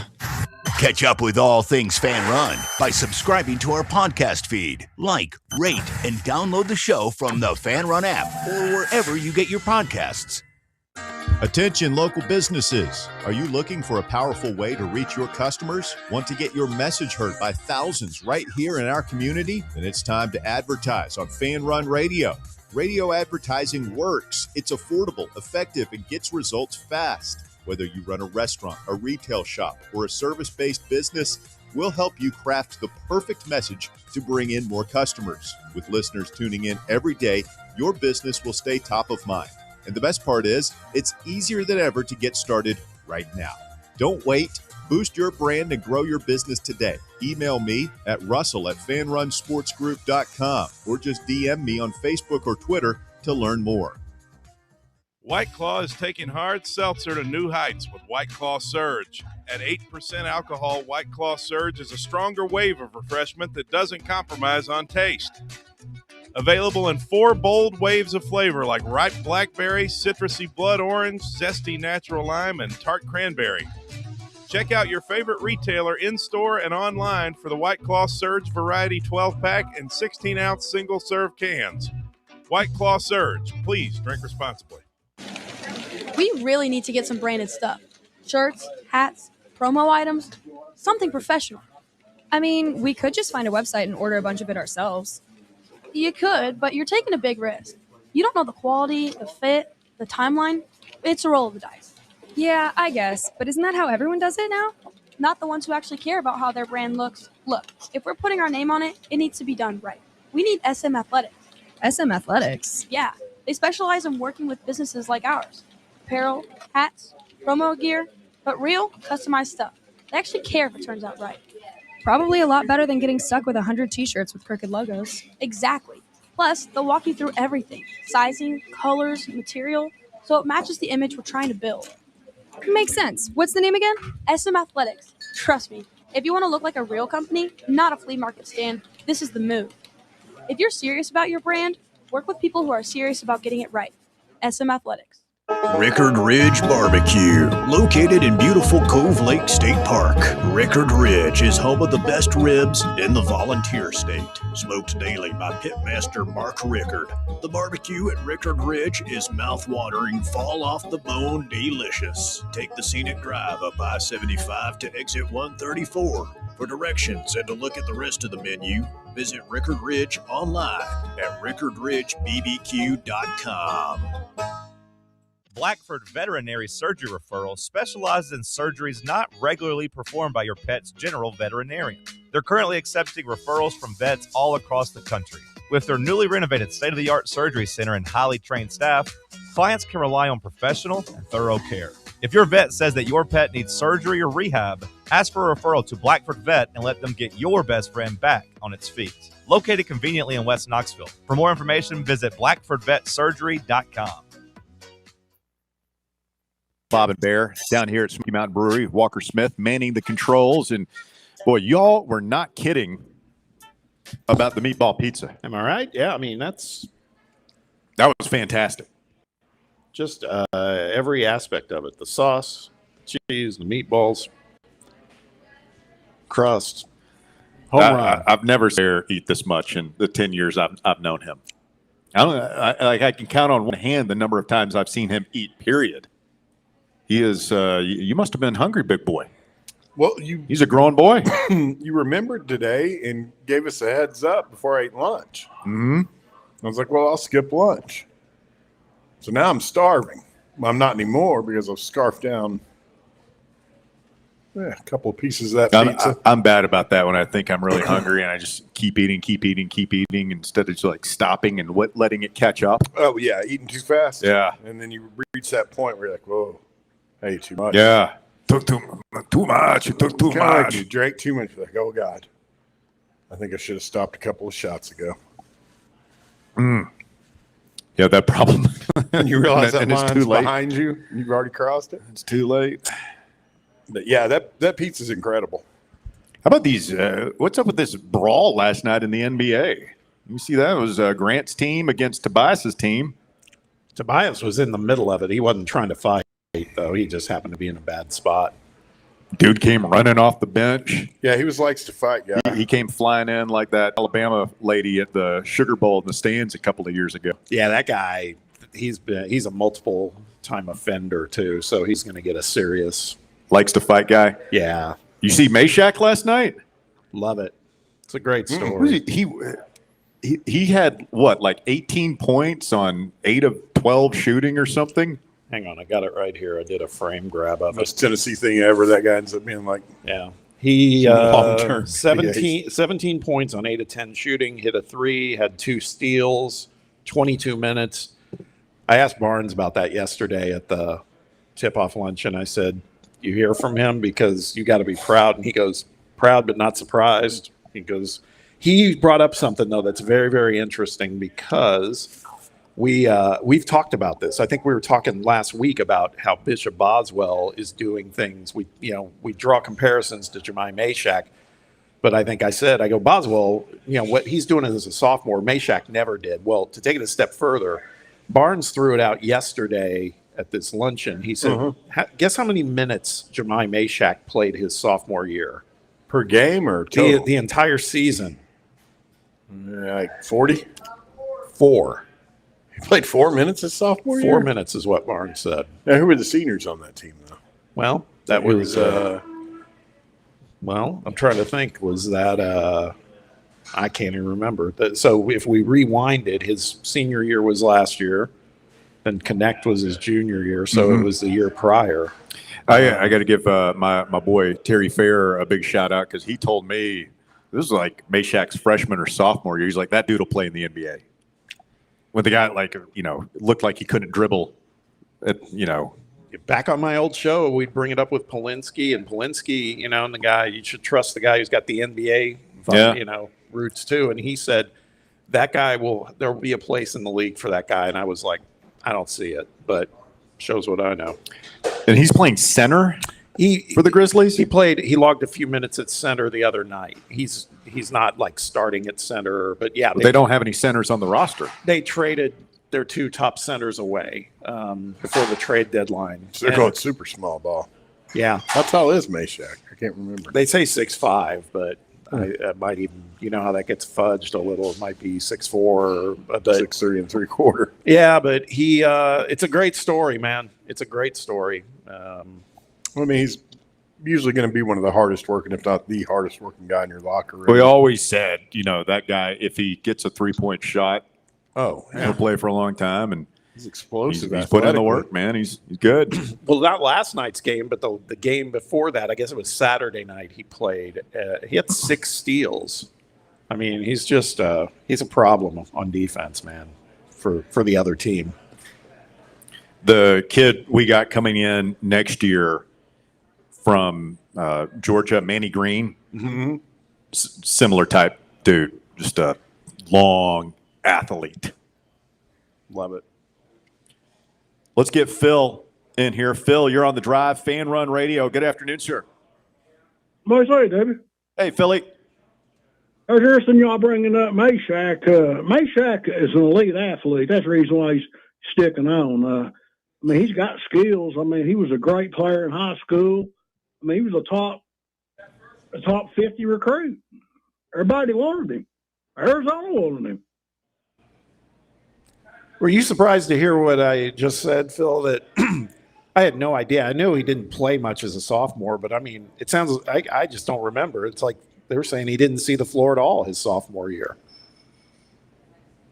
Well, I guess they probably should have played him some more then, shouldn't they? Guess so, man. I mean, it's a cool story, though, right? I mean, good kid and just worked his ass off, and it's paying off. I just hope Boswell turns out to be half as good as Meshack, because he's not the athlete that Meshack is. But he's on that trajectory. I mean, I feel like Boswell's doing more as a sophomore than Meshack did as a sophomore. I think, offensively for sure, but and maybe that's by necessity. They just don't have anybody better, but he's certainly playing more. I'm not sure he's ever going to be the defender Meshack was. I mean, we're starting to realize this year, like, we knew those guys, he and Zakai, were so good defensively. I think we even underestimated that a little bit because they were, like, otherworldly. Well, I've been looking at these new recruits they got coming in for next year. They look like they can play. Now, I don't know how much they're going to play, but it looks like all three of them can put the ball in the hole until they get here.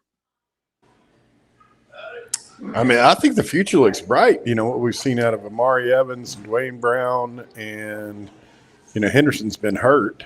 But then you've got Boswell for another 2 years. Can they find a star in the portal, a ready-made player who can come in? Just a killer like Dalton or and just slide right into the culture and be one of those two. Because, all the other pieces appear to be there. But they're going to have at least one, star, if not a couple of impact guys out of the portal. Got to have a point guard. I don't think there's one on campus. I mean, Henderson might develop into one in a couple of years, but you need somebody from day one and bring in here to be the starting point guard next year. Are they still in the running on this Sadler kid, Phil? Do you remember? No, he's going to West Virginia. Oh, is that right? That's where he committed? I didn't know that. Yeah.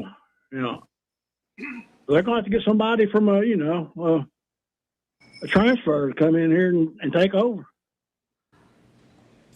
Yeah. And money shouldn't be an obstacle for all the guys they're losing. And that's a lot of money leaving.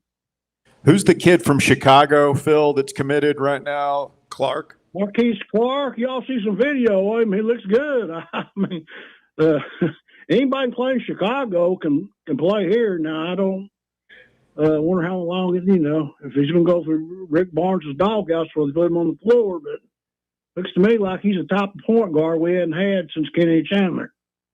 Well, and he's got some of those Ziegler vibes, and that he's not highly touted, I don't think. No, Phil, at the time, I think one of the only, he was mostly getting recruited by mid-majors. So I'm hoping he's one of those diamonds in the rough, like you're saying. Well, he's the all-time leading scorer at Whitney Young. That's a very prestigious school in the Chicago area. They turned out all kinds of professional ball players.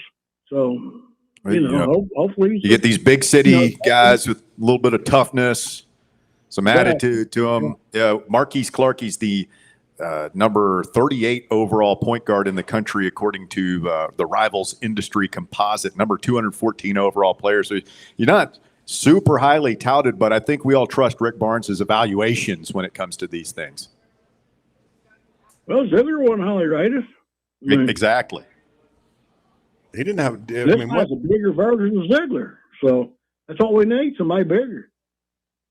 I mean, you look at his film. He's a strong guy. He don't have to be put in no weight room. He's already strong. Phil, how do you like Dwayne Brown? I mean, just like the intangibles with him, because what I see is, yeah, man, he can do a lot of things for that size. I think that he needs to be asked to do more. Yeah, because he's the most talented post player they got. Him not being on the floor. Still that makes last possession. I mean, I'm not going to say it's a fireable offense because we're talking about Rick Barnes here, but burns my sausage. Good grief. Yeah. Barnes, how many timeouts has Barnes got to his house he takes home with him after every game? I mean, hundreds. This guy. Oh, wait, he used them all Saturday. Timeouts more. Yeah, but I get what Phil's saying is like when you could feel it. We could feel it watching the game. Kentucky was making the run. You know, it wasn't like nuclear, but it was, you know, gradual and it was happening. And but I agree with you. And there were several times where I'm thinking maybe you ought to use one. There was a play that maybe we should have challenged at the beginning of the second half. Yeah. And Pope didn't hesitate. But we get to that last minute, and we needed every single one. We needed more, man. We needed another one. We used them all. Yeah. But Pope didn't hesitate once he saw the way things are going there in the first half with when Nate got it going. Yeah. He called a halt to that real quick. Alabama going to appeal Bianco? What's that again, Phil? Is Alabama going to appeal the Bianco? It doesn't sound like it. No, I keep seeing these things though on X where Oates is definitely raising a stink. He brought up Ole Miss's point guard today, saying he played for the best pro team in France, you know, and here he is. Good grief. You know. Stop. I know. Yeah. Is that bad news for Joey Turnover? True. I was going to try and get him to say Bediako again. Yeah. What's he calling? Betty Croco? No. I think he just said Biako. Yeah. Biako. This is one time I'm kind of I don't want to say I'm with Phil entirely, but I do wonder again. It's like, is this the beginning of a stand, so to speak? Because it's not the same deal as Bediako. We know that, but I don't know. We'll find out soon enough. From a Tennessee orange-flavored glasses perspective, I can't believe he said that. I would say that, man, I really hope they don't, because I think Joey puts us in that 10-2 conversation in the playoffs next year. But as just a fan of college sports, and something that I want to continue, wouldn't have a problem. And not only wouldn't have a problem with it, it's not even probably. It's something that needs to happen. Yeah. 865-966-3435, your phone number to get on the show here this afternoon, 966-3435, if you want to chime in here today. On the live chat earlier, when we were reviewing the pizza, you know, you said that I gave it 3 thumbs up, and Knox Stacks 1562 said, please do not show us the third thumb. This is one of those things, as soon as I said it, I wish I could take it back. But I appreciate you shining more light on my unintentional error there. Oh, you don't like it when people shine a light on your unintentional mistakes on air? It causes you ridicule or humiliation in front of the general public. I mean, that's interesting. It is kind of funny, I suppose. Willie Gault did not get to compete in the 1980 Olympics, according to David on X. No, we did not. May have cost him a gold medal. Probably did. Lightning Larray Hopkins says, would we compare college baseball's resurgence equal or similar to college football's boom when they first started signing big TV deals? That's kind of what it feels like to me.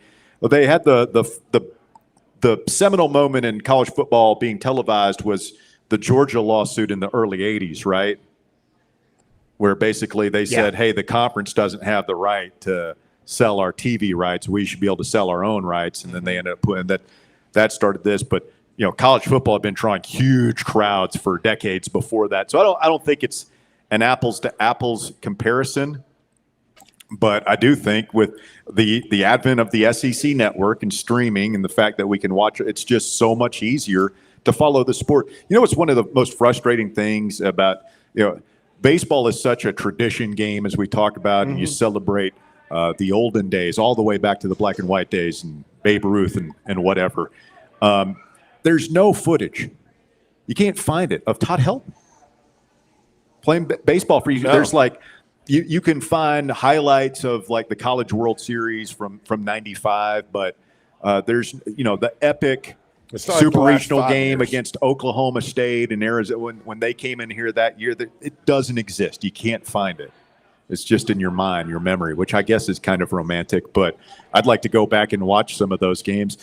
This stuff, the Drew Gilbert homer, that'll live on forever. You see it every day. As it counting down, I saw it like twice already today, just on social media. What's that? Like we can go back and watch all those years when, like Peyton was here playing football. I mean, all that stuff there's film of it, but baseball there wasn't. But there is now. Yeah, and so that is going to continue to grow, and you've got all these SEC fan bases that are they can't get enough of it, man. It's college at most at the top, the Power Four. I feel like their fan bases are not like the SEC. No, not like the SEC. Maybe the Big 12 a little bit, but I think they could build to it. Yeah, well, you're going to have to adjust a little bit and grow and allow it to grow. And I think starting the season a little bit later is probably really healthy for the sport. It'll bring the Big Ten schools into it.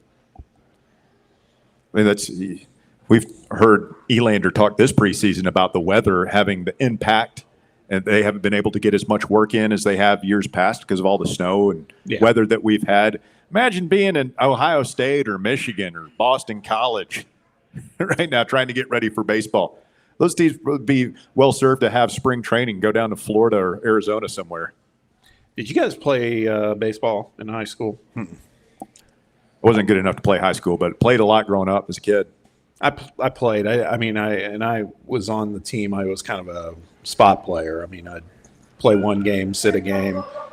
But up in the Midwest, man, that's all I can think about when these guys are trying to practice and play in February down south, because it's still that way up there late March into beginning of April sometimes. And it sucks, man. Yeah. It's as bad as it gets.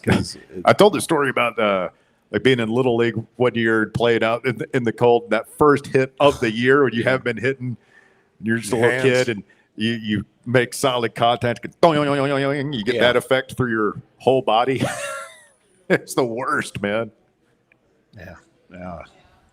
No, I think, that's the thing. I do think we've been talking about it a little today. There's that whole build of the sport in terms of, one thing we know for sure is, particularly in the day and age of TV and streaming and everything else, is sports content is king, and they want more of it, and they want to be able to showcase more of it. So I can only think that some of these baseball games, we've talked about it before, why not have a Sunday night college baseball game on like ESPN or something like that? I think it would be great. I think that's where it's going to be headed, and I think that will speed the plow on some of this other stuff about postseason and where it lands and everything else. And it might be 5 to 10 years away, but I think it's going to head that way. Quick timeout. You're listening to The Drive. It is Fan Run Radio, 105.7 FM, 1340 AM, streaming online at fanrunradio.com. We're on your free Fan Run app. We are streaming on the Fan Run Sports YouTube channel. Shout out to everybody watching along and commenting in there. We'll read more of your comments when we continue. Don't forget, we've got a podcast brought to you by our friends at Broadway Carpets. It's The Drive. Been doing it every afternoon from 3 to 6 for over 15 years now. Where does the time go? Quick break. More Fan Run Radio coming up. The Drive. Tony Basilio, the official voice of the common fan, is now on Fan Run Radio. Fan Run Radio. Tony Basilio, weekdays from 11 to 1. Be there. For over 3 years, Crumble Cookies has served the Knoxville area. From Clinton Highway to Parkside Drive, even our friends out in Maryville have reached you, our fans, with the best cookies in the game. This fall, Crumble is gearing up for yet another fantastic season. Whether you're tailgating or looking for a pick-me-up after getting the kids from school, Crumble has you covered. Download the Crumble app to check out this week's rewards and features. And stop on by. Tell them Fan Run sent you, but don't miss the cookies. Check out Lenoir City's newest place to hang out, watch sports, and drink the best craft beers in America. The Casual Pint Lenoir City is now open on Highway 321. They've got over 30 beers on tap, with everything from lagers and pilsners to sours and IPAs, as well as stouts, porters, and brown ales. You can also create your own six-pack from their singles cooler or pick up some packaged beer and a growler fill to go. And be sure to bring your appetite, because they have a great menu featuring appetizers, brats, burgers, flatbreads, and wings. It's the Casual Pint Lenoir City, now open on Highway 321 across from Gold's Gym in Lenoir City. Swing by and check them out, and don't forget to tell them Fan Run Radio sent you. Welcome to Axle Logistics, where excellence isn't just a goal, it's an energy.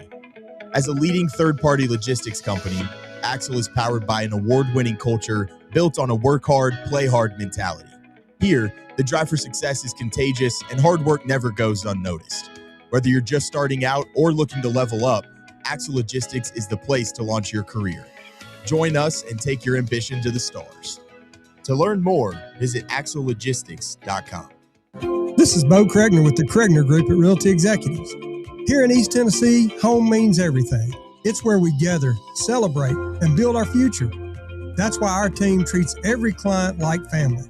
Because your home isn't just a transaction, it's part of your story. From first-time buyers to luxury listings, the Kregner Group delivers results that light up the scoreboard. With expert marketing, powerful local connections, and a heart for service, Bo and his team make your real estate goals a reality. If you're thinking about buying or selling, let's talk. 865-742-1035 or visit BoKnowsHouses.com. We'd be honored to help you win at real estate. The Kregner Group at Realty Executives. Walking by faith, serving others. Hi, this is Dr. Stephen Malone at Knoxville Smiles. Has it been a while since your last dental visit? If so, I'd like to invite you to come see us. At Knoxville Smiles, it's our vision to provide the best dental care in town in a relaxed, friendly environment. So if it's been a while and you've been putting it off, don't wait any longer. Come see us at Knoxville Smiles. You can schedule an appointment online at knoxvillesmiles.com or by phone at 865-539-1776.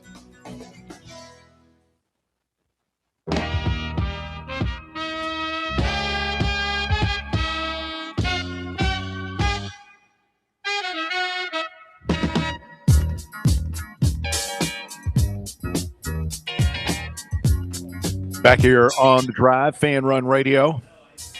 Deleted another piece of that pizza during the break. Yeah, it's the good stuff. Pretty good. Not too shabby. We've lost Bear. I mean,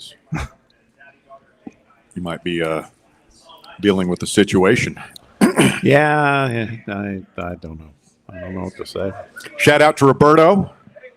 Shout out to Koval. Yeah. A couple of regulars coming out, showing some love to all things Fan Run this afternoon. We appreciate that. Yeah, thanks for coming by, boys. So, what do you make of? We talk about Bishop Boswell there with Phil. Yeah. Everybody's giving Kim Caldwell such a hard time about her comments after the game. Bishop Boswell gave, I don't know what you call this quote, but he said after the second loss to Kentucky, the thing that's frustrating about it is, quote, we're a better team than they are. Can you say that after they beat you twice? It's what we've I been appreciate the spirit, but yeah, that I don't know. What's that, Walker? That's what we've been saying this whole time. Yeah, we can say that, but he's on the team. I mean, you lost. You are what your record says you are. You played him twice. You lost both times. Yes, I think that it's frustrating. I do think Kentucky's better than a lot of us are giving them credit for. Oweh's a nice player. That Aberdeen kid, I don't think he's having a good season, but every time he sees us, he goes crazy. Yeah, listen, Owe, not for nothing. I mean, he was preseason pick for SEC Player of the Year. Yeah. He was not great earlier in the season. He's playing really well now. He's great when he wants to be. Yeah. And he doesn't always want to be. But, we saw that last year. He's very good. Well, to your point, it's almost like Aberdeen listens to Russ. He comes, what do you call it, blood in your eyes? Both halves against us. Yeah. Oh, he kills us. Yeah. Like talking trash to our bench on the way back down the court. I mean, come on, dude. You can tell me that guy doesn't understand the rivalry? Exactly. I'll tell you what, though, the guy, and we, like I said, we saw it coming. Unfortunately, our guys didn't. But the guy that Kentucky has that has a clutch gene, in my opinion, I always think of. That's what I always used to say about Dylan Dreiling on the baseball team. Just a guy that just made the plays. That's what Colin Chandler does. He's the one that threw that length of the floor pass that was perfect to Moreno when they beat LSU a couple weeks ago. Last second shot. Hit that three that pretty much was the dagger against us. He hit a turnaround jumper in one of their other games that was the game winner. I mean, they've got a couple guys, man. That's the real sequence I put on Barnes. That whole deal, whatever happened there. Oh yeah, Chandler. Yeah. I mean, Kentucky's second in the league at this point, behind only Texas A&M. So not Florida. A&M's reached the harder part of their schedule. I wonder if they're going to tail off here, Bob. I was thinking about that the other night. If you look back through who they played, that's definitely the case. The best team they played was us, and we beat them. Yeah, we'll see. I mean, they have a very Bruce Pearl year one here kind of vibe where a little bit of magic. Yeah. Yeah, you got a new coach coming in, playing a crazy style, crazy system, very up-tempo. I want to press. We're going to play full court, all that stuff. And, I remember when Pearl got here thinking, I don't know if that's going to work. Like, I don't know if that's going to work, period, let alone in year one. And it worked right from the get-go. Right, because it was entertaining as hell, and the kids like playing like that way. The kids like playing that way, but it was also different. It was something that nobody else in the league was doing at the time, and I think that Bucky McMillan is benefiting from that same phenomenon right now. Bucky ball. Is that what you guys call it? Or they call it Bucky ball? Bucky ball, yeah. I mean, that's nobody else is playing that way in the SEC, so it's very difficult to prepare for. It's kind of like these spread offenses and everything. It's like when when they first came in, look at Heupel, his first couple of years. And nobody else is playing that way. And it's like, wow, it's a shock. It's hard to practice for. If you're not running it, it's hard to practice against and prepare you're only for. Seeing it once a year out of one person, but then it spreads. But now a lot of teams play. We got Kiffin playing the same way, Mississippi State playing the same way. There's one other that I'm forgetting, talking about football. And basketball, pretty much just Bucky. Isn't that wild how Auburn the Pearls just got away from that, what they kind of made their bones on? Yeah. That's what I find interesting, too, is it comes back around to me, for me, to Kim Caldwell. Because I feel like, and we've said it before, we've drawn some corollaries with Bucky Ball and what Pearl did way back in his early years to what Kim does. But it's not working right now. And it makes me wonder, again, did she not get the right ingredients for that type of style? Because they're really not doing it anymore. We've been saying that for a couple of weeks. We joke about Kimmy Hundo. It's like the 100 points may be against us at this point. You know who this reminds me of is best comp for me in my mind. Texas A&M in football a couple of years ago, they brought in that crazy Walter Nolan's class, that super duper class. Yeah. Oh wow. And they could not win anything. And a bunch of those guys that signed with A&M are going to be in the league. They were all incredible talents. I just wonder when you give a bunch of money to young kids who are coming from a background where they've never been around money and they don't have the skills to handle it. Yeah. I think that's some of what we saw at Texas A&M. I think you see that a lot, and we'll see it more and more in college sports now. And we might be seeing a little bit of that here with our women's team right now. I mean, could you have imagined dropping on onto that campus when you were in fall of '98 with the kind of wad of money some of these kids have? I mean, you remember how crazy college is when you first get there, when you're just a nobody with no money. Would have had fun. I did not have a car my first year in college. And how'd you get back? Did your parents come pick you up? I mean, we just walked. Yeah, I mean, if you went home? If I went home, they had to come get me. It was probably a good thing. It probably kept me out of some bad situations. I'm just thinking about, I remember communicating with Ryan Silvio, who was on with us yesterday, and we were both, he was working the game. It was a Lady Vols game. I was there as a fan, and I was texting him because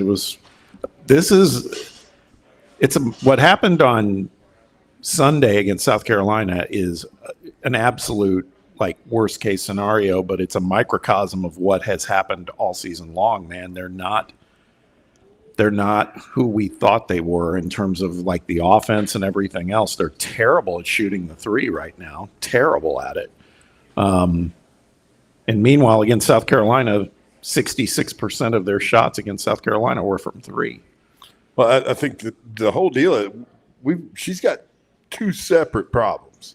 One is that her system is not working right now. The other is it sounds like she's lost the team. I mean, I'm not trying to pile on her. I swear I'm not. But, I mean, it's on video. Yeah. You said your team was late. Do you think and I don't have enough inside information to know, this player's a problem, this player's not, whatever. Right. But if there is a player or two that's a problem, would it not behoove her to, it feels like she was very much forced to kick Ruby Whitehorn off the team after her one-woman crime spree this offseason. Yeah. Could you imagine Ruby in well, I'm just saying, do you think that it would behoove her to put her foot down and kick somebody off the team if you have to, say, hey, this is the way it's going to be? Or play all the freshmen. It's man, I'm looking to you guys as leaders, and you aren't providing it, so yeah, I'm just going to go young. What's the worst that can happen? We'll lose by 44 points? I mean... And part of me thinks what they need more than anything is they need a trash cans and oxygen tanks kind of day of practice at the arena. You run until you puke, you pass out. Yeah. I think she needs to step across the hall and have a sit down with the Deacon, Richard Dale Barnes, a few pointers, how to instill discipline into a program. Couldn't hurt. You never hear, say what you want, man. We're frustrated right now about some of the game time decisions and things like that with Barnes. But, man, you never hear these stories. No. Ever. No. Oh, there's a whole part of, and it's all the worst stuff that goes along with college basketball that I think people are going to miss once he does retire, that we do not have to worry about as fans. No, they will not embarrass us. Some of the best and brightest. Well, and that's a function of recruiting. They don't take character risks. I mean, they've had the Dubar kid last year was he wasn't a bad kid. He wasn't out, breaking the law or anything, but there were some problems, behind the scenes, and they were able to just make that a non-issue. Yeah. I mean, he's got a super pro staff. I mean, but it starts with him, his the way his culture, his leadership. Yeah. And this is the job. This is what's expected of you. If he sets very good expectations and limits. And part of it, maybe she's a young coach. It's a huge jump to where she was to where she is. Get back to Barnes for a second again. It's just part of the reason that me personally, just pulling for him as much as the team, the school, you want to see good things happen to good people. Man, he deserves it. I want to see him be able to cut down the nets at least once before he checks out. Yeah, I think we all do. I think if it happens, it's going to be on some whacked out year like this with a team like this. That's why I don't give up on this team, because we've seen the moments, I mean, you think when we beat Houston, that was a fluke? I don't think it was a fluke. I mean, they've got it in them, but they can't string it together for a full game and multiple games. That's what worries me more than anything. They got talent. I really believe that. Nate's just young, but man, for the first time I saw Saturday night where I was like, yeah, he's probably the best basketball player in the nation. during that one stretch. If he could do that for a lot longer with a lot more consistency, I mean, sky's the limit. Stay with us. Hour number 3 of the drive just around the corner. Quitting time coming up, and the evening crowd starting to shuffle in here at Smoky Mountain Brewery. We will set up the final 60 minutes of the drive right after this.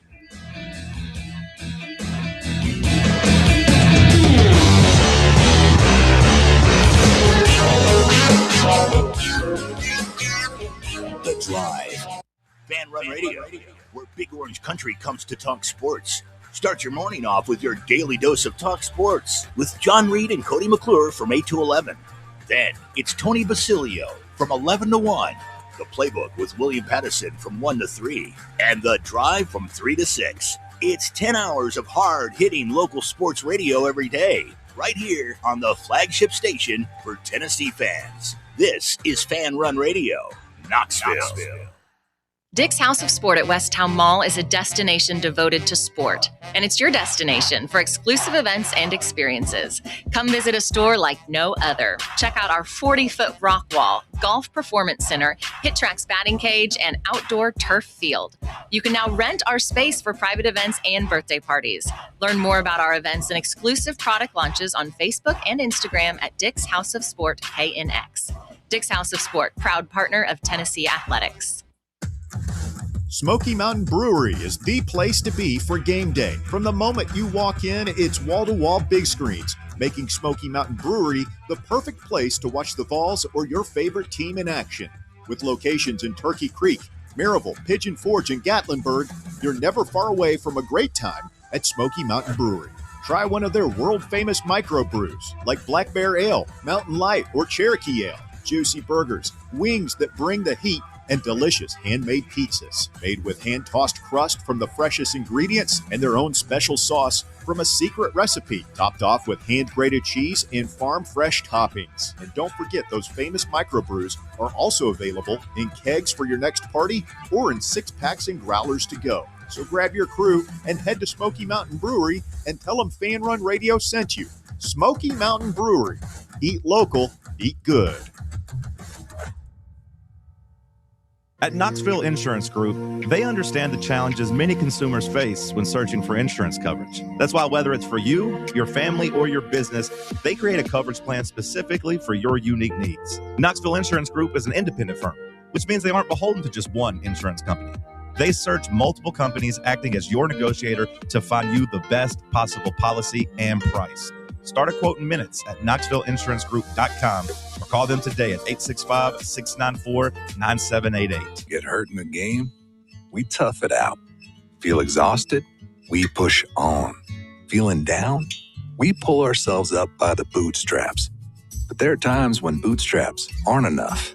When stress gets to us and we need to talk to someone about what we're really going through. So we're going to reach out because sometimes mental health is not a one-person job.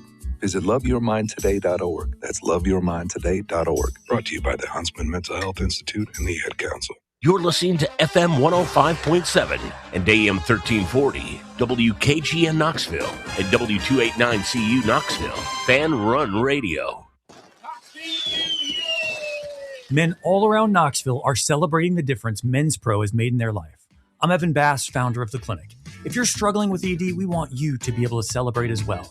As men, we hate going to the doctor, but Men's Pro was designed to take care of men like you better. These things can get worse if untreated, but you're not alone. The medical support team at Men's Pro has your back. Today's the day to feel alive again. ED, performance issues, enhancement, we've effectively helped men jumpstart their performance comprehensively and with proven medication dialed in just for you. With same-day booking, you can meet our passionate team, and under guidance from our medical provider, you could leave with a plan that changes your life. The number one thing we hear guys say is, I forgot how I used to feel. Guys, it's time to feel amazing and crush this new year. Call my team right now and let us treat you to an unforgettable experience. Dial 865-544-8220 or go to menspronknoxville.com.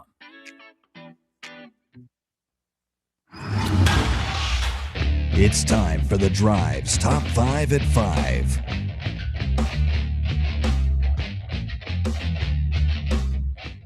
Quitting time on your Tuesday, 5 o'clock here on Fan Run Radio. Russell, Bob, and Bear live with you today at Smoky Mountain Brewery in Turkey Creek. We're here till 6 p.m. if you want to swing by and say hello. Roberto came and got something to go. We'll do that for you here. You got some wings. You can pick up a 6-pack of one of their fine local brews here. Take it home and have yourself a good night. Watch a little hoops. I believe. Mine or Cherokee Red. I think Walker is going to enlighten us as to the hoop schedule this evening in the top 5 at 5. Walker, what you got? At number 1, Tennessee football cornerbacks coach Michael Hunter is leaving for the NFL, sending coach Josh Heupel and defensive coordinator Jim Knowles into a new coaching search. Hunter is taking an assistant defensive backs job with the Los Angeles Rams after being hired away from Ohio State. I'm sure there were other guys that Jim Knowles and Heupel looked at to coach the cornerbacks here. So this, I don't know how much of a surprise it was for them, but, they were conducting the search as recently as a month ago. So it's not like they have to start from scratch, right? No, And again, the longer I've thought about it since we talked about it earlier in the show, he's going to be the cornerbacks coach on a team that's got, I think they're in the top 3 odds to be the Super Bowl champs next year. Can't not take that job. No, it's understandable, but it's disappointing, man. I was kind of fired up for that guy. Was too. Young coach, Sure. recently played in the NFL, experience at Ohio State, experience in Knowles' system. And he seemed like almost the perfect fit for what we're trying to do here. Sure. At number 2, Tennessee basketball stayed as a number 5 seed in the latest ESPN bracketology update, but Joe Lunardi moved the Vols back to Portland after the loss at Kentucky at Rupp Arena, which would be this would put them in the same bracket as all of Houston, Purdue, and UConn. So we go to Portland in that little quad, over there with those juggernauts. I get the appeal of bracketology. It's fun. It's fun to talk about on shows like this. Gives me anxiety in the angina. Well, that and until you get down to the last week or so, and sometimes even then, like, it's never right. Like, this is not what it's going to end up being for Tennessee. So why be anxious about it? What's their toughest games left? Vanderbilt? They've got 2 against Vanderbilt. They've got Alabama coming here. And then do not sell Missouri short. It's at Missouri, too. It's always tough. They got Dave's boy up there, Mark, whatever, from Duke. Oh, Mark Mitchell. Is he still there? Yeah. Oh, yeah. Playing well. At number 3, Tennessee baseball will have a new smoky gray uniform for the 2026 season as the program unveiled the new concept yesterday evening on social media. The uniform option is still considered a smoky gray, but is a lighter than the set that Tennessee has worn in previous years. The Vols begin the new campaign on Friday with Nichols at the newly renovated Lindsey Nelson Stadium. Going to be fun season. Can't wait to see that first lineup drop an hour before first pitch. What time is the game Friday? I don't know. Look, I want to say like 4:30 or something like that. Really? We'll be able to cover it a little bit live for you on the air here. That'll be fun. And some weather expected this weekend, maybe a little bit of rain. So I almost wonder if they move that up and get a double header in at some point. Nichols would appreciate that. Get out of here as soon as they can. At number 4, let's take a look at some of the college basketball games in the SEC and around the country. In the SEC, number 19 Vanderbilt will play at Auburn at 7 p.m. and number 21 Arkansas will play at LSU at 9, with both of those games on SEC Network.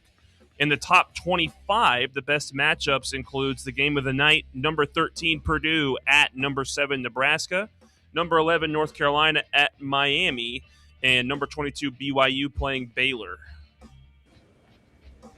Any of those do anything for you, Bob? The ranked versus ranked game, Purdue at Nebraska, is interesting. I want to see if Nebraska can keep it going. Vanderbilt at Auburn, I think, is interesting too. Okay. Auburn kind of needs one here all of a sudden, huh? They want to fall to 14-10. And if Vanderbilt loses, that'll be 5 of their last 8 they've lost. So somebody's going to be disappointed. Yes. I saw Arkansas playing at LSU tonight. Mac McMahon, the Oak Ridge native, listed it on the hot seat today. Athletic put out a list of coaches on the hot seat, and boy, that guy just doesn't seem like he got much of a shake. Will Wade napalmed that thing, and they didn't give him much ammunition to rebuild it. Sure didn't. Sure doesn't didn't look like they're going to in the future either. No. They just kind of punted on basketball for the foreseeable future with how good they are in women's. Well, those folks want to bring Will Wade back. That was what the governor was mad. The governor wanted them to hire Will Wade back. Are you here for it? Are you here for it? Would it be kind of fun to have Will Wade, crazy Will Wade, back at LSU? He's another one, though. It felt like he kind of had Barnes' number. That's what it felt like to me. Mm-hmm. Well, wait, in the SEC, we're talking about the engine again, you know? Will Wade, his stock dropping a little bit. He got smoked last night against Louisville. Absolutely smoked. Is the kid back for Louisville, Bob? Yeah, Michael Brown, 45. 45 last night. 10 of 15 from three-point range by himself. Yeah, they put up 115 points. It was crazy. Yeah, they got boat raced. And at number 5, a post-race interview with a bronze medal winner in the men's Olympic biathlon competition today took an unexpected turn when he revealed in a live broadcast that he had been unfaithful with his girlfriend. Sturla Holm Legrade, one of Norway's top biathletes, finished third in the 20-kilometer individual race, but was full of remorse when he spoke to Norwegian broadcaster NRK at the Milan Cortina Olympics. It was Legrade's first individual Olympic medal. But instead of celebrating, he decided to confess right after the race. Quote, "I'm sure many people now see me in a different light, but I only have eyes for her," he said. He shot his shot. Guy made a mistake. Trying to get his woman back, Russ. Going for it. He said it was the worst week of his life. And he won the gold medal. But all he wants is his woman. It's just a bronze. Just a bronze. He ain't getting her back with a bronze. Oh, really? You think if you gotten the gold, he would have had an opportunity? Have a shot at pulling that off, Russell, you'd have to have maybe multiple golds. The heart wants what it wants. I can't imagine spending your entire life training for this moment. You get up there, you medal, you're on the stage up there, they stick the mic in front of you, and you tell some sob story about your lost love. Yeah, Powerful when he's old, he's going to regret doing that. Like, what was I thinking? Yeah. She's not going to take it back. Name. He's gonna find the right. He's going to find Mrs. Right here in a couple of years. Dude. Yeah. I was up there shoegazing like I'm in an emo band or something. Should have gotten smashed and gone out, partied. Yeah, maybe he will. All right, thank you, Walker. That is the top 5 at 5. It's brought to you by Smokey Mountain Brewery here in Turkey Creek, where we broadcast from for the next hour or so. Would love to see you down here as you get off work. Swing on by, have yourself a cold beverage. We've had the Mountain Lion. We've had the IPA. I'm the only one who went with the IPA. Bob did try the Cherokee Red. Liked it. She enjoyed. Very good. We've got the Winter Warmer still on tap down here as well. That's going to be gone later this month, so get it now. You have to wait till next year.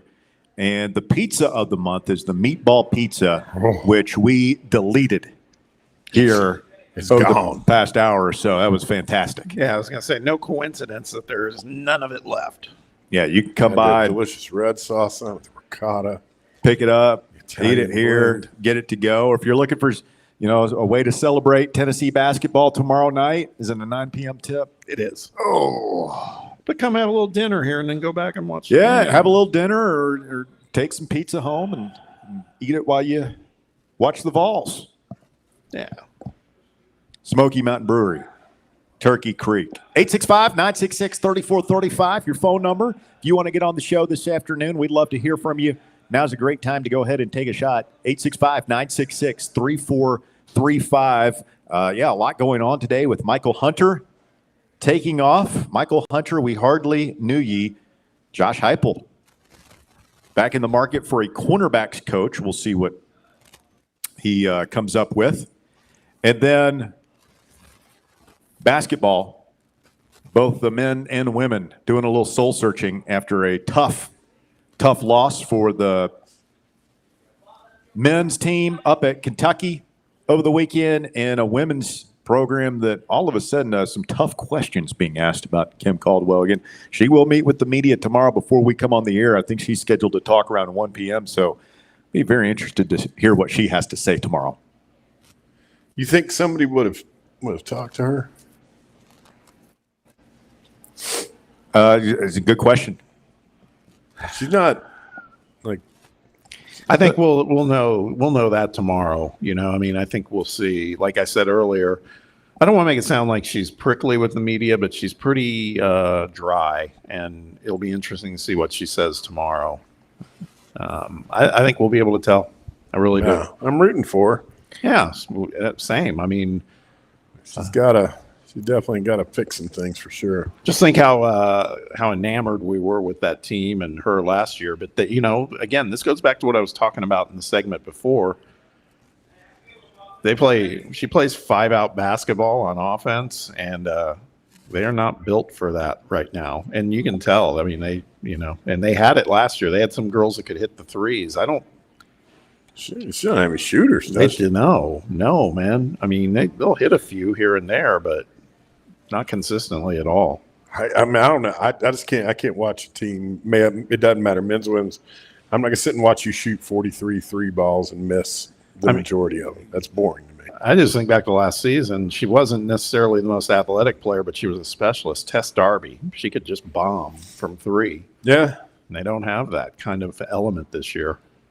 Juan and only Juan on the YouTube chat says it wouldn't surprise me if UT went on a run like UConn did with Kemba Walker his senior year. We could be so lucky, man. That was amazing. Yeah, they won it all that year. But I get what he's saying. That's what I was saying earlier. And Bear kind of alluded to it too. It might be one of those that when you least expect it. Yeah, that's just how life I've noticed seems to work in these cases. I think all the way back to that Pearl team that went to the Elite Eight. That was not the best Pearl team we had. No, it wasn't. But honestly, if our bigs started playing I'm not even saying they have to play great, but just offensively, we're a little bit better than average. We would be really hard to deal with. Hey, if we got something even in between JP Estrella's Georgia performance and JP Estrella's Kentucky performance, something in between that's a bonus. Basilio was saying he thinks that basically Ament and Gillespie have to score 50 points between the two of them for us to win against the elite competition that we're likely to face this year. And I just don't know if that's feasible. I don't think it's got to be 50. We've seen it happen in games where those two combine for 43, 44. Close to 50. But can other guys step up? Yeah. You got to have some more offense. Yeah, can Estrella and Boswell are the ones I look at as, the guys who are going to have the best opportunity to do that. Maybe Jalen Carey. But, we need to be getting something from it. Can't just be those two. Yeah. Really, if Felix is being non-factor offensively is,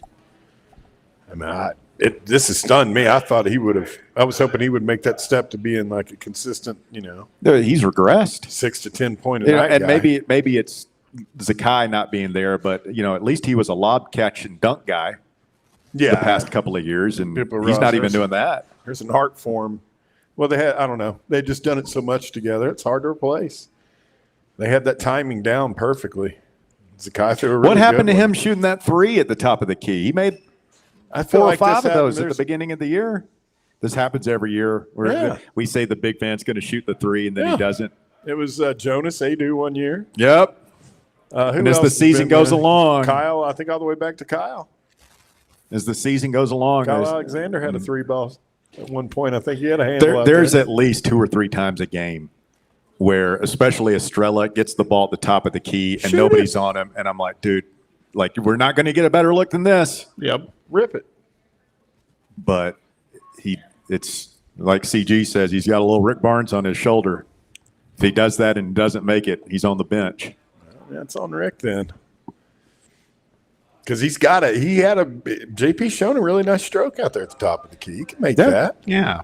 I mean, I loved it when the first couple times I saw that. I was like, God, the concept of like it opens so much up. Yeah, like a trailing 4, trailing 5 guy like that. That's huge if you can just do that every once in a while to keep a defense honest. And something I've noticed watching, because I found myself watching a lot more college basketball this year since Bob's on the show. But pretty much at this level, if you got a guy that's out there and he's completely wide open, he gets the ball in his hands, they'll make it more often than they don't. I feel like that's just too easy for guys at this level, including JP.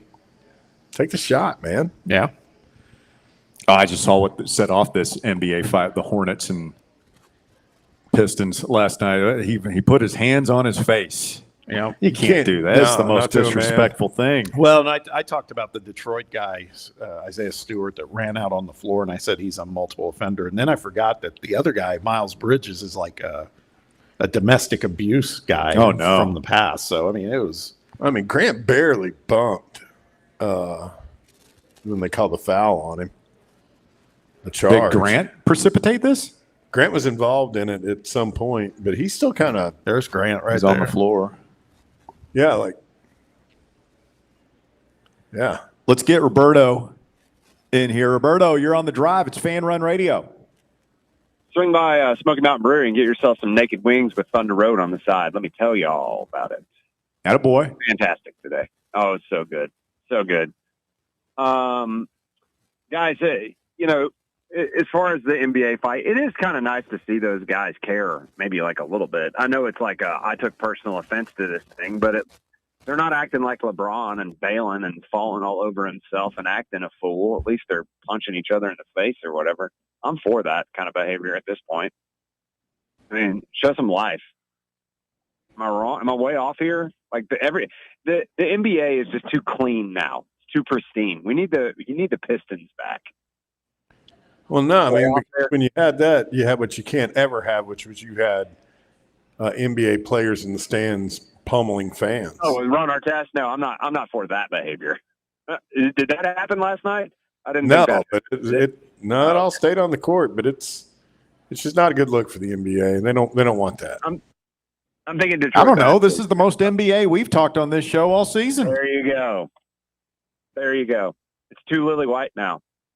It's washed.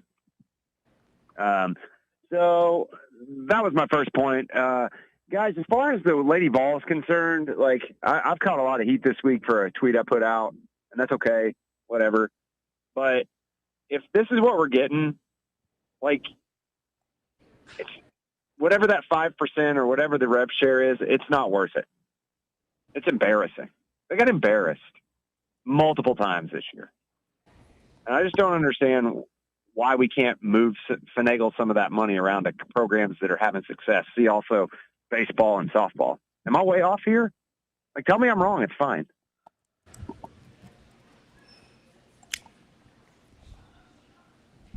I don't know. I'm sorry, Roberto. I was looking at something here. You're saying take some money away from women's basketball here? Yeah. I think it's a woebegone. It's like also ran now. They're also ran. Nah, they aren't going to do that, man. Lady Vols. I think that you have to split up the money the way everybody else is. And the way it was relayed to me by somebody who would know is that there are 15 teams in the SEC that are doing, 75% of their rev share going to football, right, 15% to men's basketball, 5% to women's basketball, and then 5% to everything else. And that's the way Tennessee is doing it. I think maybe Arkansas decided to throw a little more at baseball and take away from women's basketball. Did. But everybody else is basically doing the same thing. I guess so I'm comfortable with that. Okay. I just think if you gave a little bit more to women's softball and a little bit more to men's baseball, you could really elevate those programs, and it wouldn't take very much. Whereas you have the third highest, or even some people say the second highest paid roster in women's college basketball, and you're getting beat by 30 and 40 points. So I don't really know how to articulate that any better than that. Well, here's the thing, Roberto. Tennessee's won a national championship in baseball. Softball's been to their World Series numerous. They practically live down there. They have not been short of money to do anything that Tony wanted to do player-wise. That roster's loaded with major talent. That was really, I don't know. Neither here nor there. Okay, so as far as basketball losing to Kentucky, that was just a totally unacceptable loss the other day, and it really is squarely on Rick Barnes. And I'm glad that he finally started owning things. That was my last thing. And I'm going to submit to the Council of Elders that if Kimmy keeps losing this way and she keeps losing her team, that we start calling them Kimmy Cat Fight. See ya. Nice. Oh, man. We've definitely had some. Bear had a good one yesterday. Kim Dooley. I'd like to apologize That's for that. not a good one. That was terrible. It's not good. Wasn't good then. Wasn't good now. I don't know why he brought it up to begin with. Don't know why you brought it up. Because now. I'm sorry. I thought it was good, man. I workshopped it. He has nothing. She has nothing in common with Derek Dooley. That's why I said I apologize. You know how rare that is for me to apologize, especially about a nickname. Derek Dooley is an incompetent Nepo baby. Kim Caldwell raised herself up by the bootstraps from middle of nowhere, West Virginia. Daughter of a coach. Yep. Kimmy Pruitt. Dooley was the son of a coach. But nevertheless, as far as the money distribution thing goes, we're not going to take money away from the Tennessee Lady Vols. What we need to do is fix it. What we need to do is get serious about it and find the right coach. A women's coach that can fix it. Yeah. And I'm not giving up on that being Kim just yet, but this season it should not have been this feels hard. like it might be careening out of control. Well, Tennessee Lady Vols should not lose by 44 points to anybody, anytime, anywhere. Ever. It's unacceptable. And to me, the other Lady Vols team not being disciplined is unacceptable to me. Have you seen the Reddit that's out there the name is it's Brittany Jackson something, and I'm wondering if it's the Brittany Jackson that's the former player, because it is spicy. Yes. I told you guys there were rumblings on the intranets. Y'all wanted to make fun. Don't want it, I told you so, but you guys did have a lot of fun at my expense about it. I told you. A lot of rumblings about this team. I just want to say, a year after going 29-8 and reaching the Elite Eight, Carol Lawson has Duke at 17-6, including a 12-0 undefeated mark in ACC play. Repeat that again. Kara's killing it. Carol Lawson. Oh, yeah. 12-0 undefeated in conference play at Duke. I was a big fan of her as a prospect for it, and everybody was like, "No, we don't." Me too. That we don't need to go that way. Which was at the time it was fine. Like, she hadn't done much when we made this hire 2 years ago. She's done something now. She's doing well. We'll see how this season finishes out.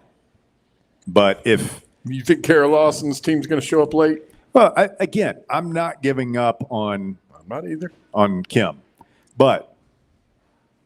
Nothing lasts forever, and if you end up having cold November rain, if you end up having to make a change, and Lawson's ascendancy continues, and isn't she coaching the women's national team now or something too?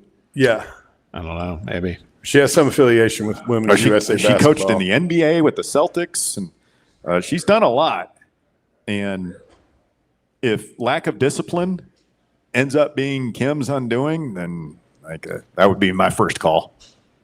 We will have the Lady Vols will be disciplined. And listen, man, you were backed into a corner. You couldn't hire another Lady Vol, I don't think. After, you had to go outside the family. Yeah, it was time to try something, and you rolled the dice. You You went for it all, man. You tried something really different, and there's no shame in that. And it may still work. It may still work. You're trying to catch lightning in a bottle. But if it doesn't, yeah, steely gaze of Kara Lawson, very Summit-esque. Yeah. Yeah. What are we doing? This is so dumb. Bob, why are you just sitting there letting this happen? You're supposed to be the voice of reason. No, because I'm kind of down on the whole thing. So I'm kind of there for it, to be perfectly honest with you. I mean, it's the longer he's on the show with us, the more I realize that you're just as nutty as we are. Quick timeout. The Drive, Fan Run Radio, live today. Smoky Mountain Brewery in Turkey Creek. We're back with more right after this. The Drive. Can't get enough Fan Run Radio? Download the free Fan Run app and take the best Tennessee sports conversations with you wherever you go. Citizens National Bank. Life is more fun with a Good Life checking account from Citizens National Bank, offering extra benefits including bank travel. This September, experience the perfect fall getaway on the New England Rails and Sails Tour, or join CNB in October to chase the Northern Lights in Iceland. Get in on the fun by calling 865-429-7935. Citizens National Bank. Banking never felt so good. Member FDIC. Are you ready to show off that confident, radiant smile you've always dreamed of? Well, here at Knoxville Smiles, we're ready to turn your dream into a reality. At Knoxville Smiles, we're more than just a dental practice. We're your partners in achieving optimum oral health. From routine cleanings and checkups to advanced cosmetics and restorative procedures, we offer a wide range of services in an environment that makes every visit a positive and comfortable experience. At Knoxville Smiles, it's about more than just treatments. We're focused on creating a welcoming environment where you feel like family. Our state-of-the-art facilities are designed with your comfort in mind, and our friendly staff is always ready to address your questions and concerns. Don't wait any longer to achieve a beautiful smile you deserve. Schedule your appointment at Knoxville Smiles today and take that first step towards a healthier, happier you. Call us at 865-539-1776 to book your appointment today, or just visit our website at knoxvillesmiles.com. Welcome to Axle Logistics, where excellence isn't just a goal, it's an energy. As a leading third-party logistics company, Axle is powered by an award-winning culture built on a work hard, play hard mentality. Here, the drive for success is contagious and hard work never goes unnoticed. Whether you're just starting out or looking to level up, Axle Logistics is the place to launch your career. Join us and take your ambition to the stars. To learn more, visit axlelogistics.com. Matlock Tire Service and Auto Repair wants to make sure your vehicle is as ready as you are. The last thing you want to do is spend your time on the side of the road waiting on a tow truck. No. Schedule an appointment at Matlock Tire to have your vehicle checked out before you go. Tires and batteries, belts and hoses, fluids and filters, even the AC. Visit Matlock Tire Service and Auto Repair in Lenoir City, Athens, Maryville, and Kingston Pike in West Knoxville. Schedule your appointment online at MatlockTireService.com. Matlock Tire, keeping you on the road since 1953. Vol fans, reimagine your home at Broadway Carpets and Flooring for any remodeling or building needs. With a variety of carpets, rugs, hardwood, vinyl, and stone, Broadway has all the flooring and installation options you're looking for, including pet-resistant products like Pet Perfect Carpet from Shaw Floors. Visit their showroom in downtown Knoxville or the location in West Knoxville located on Kingston Pike near Pellissippi Parkway today.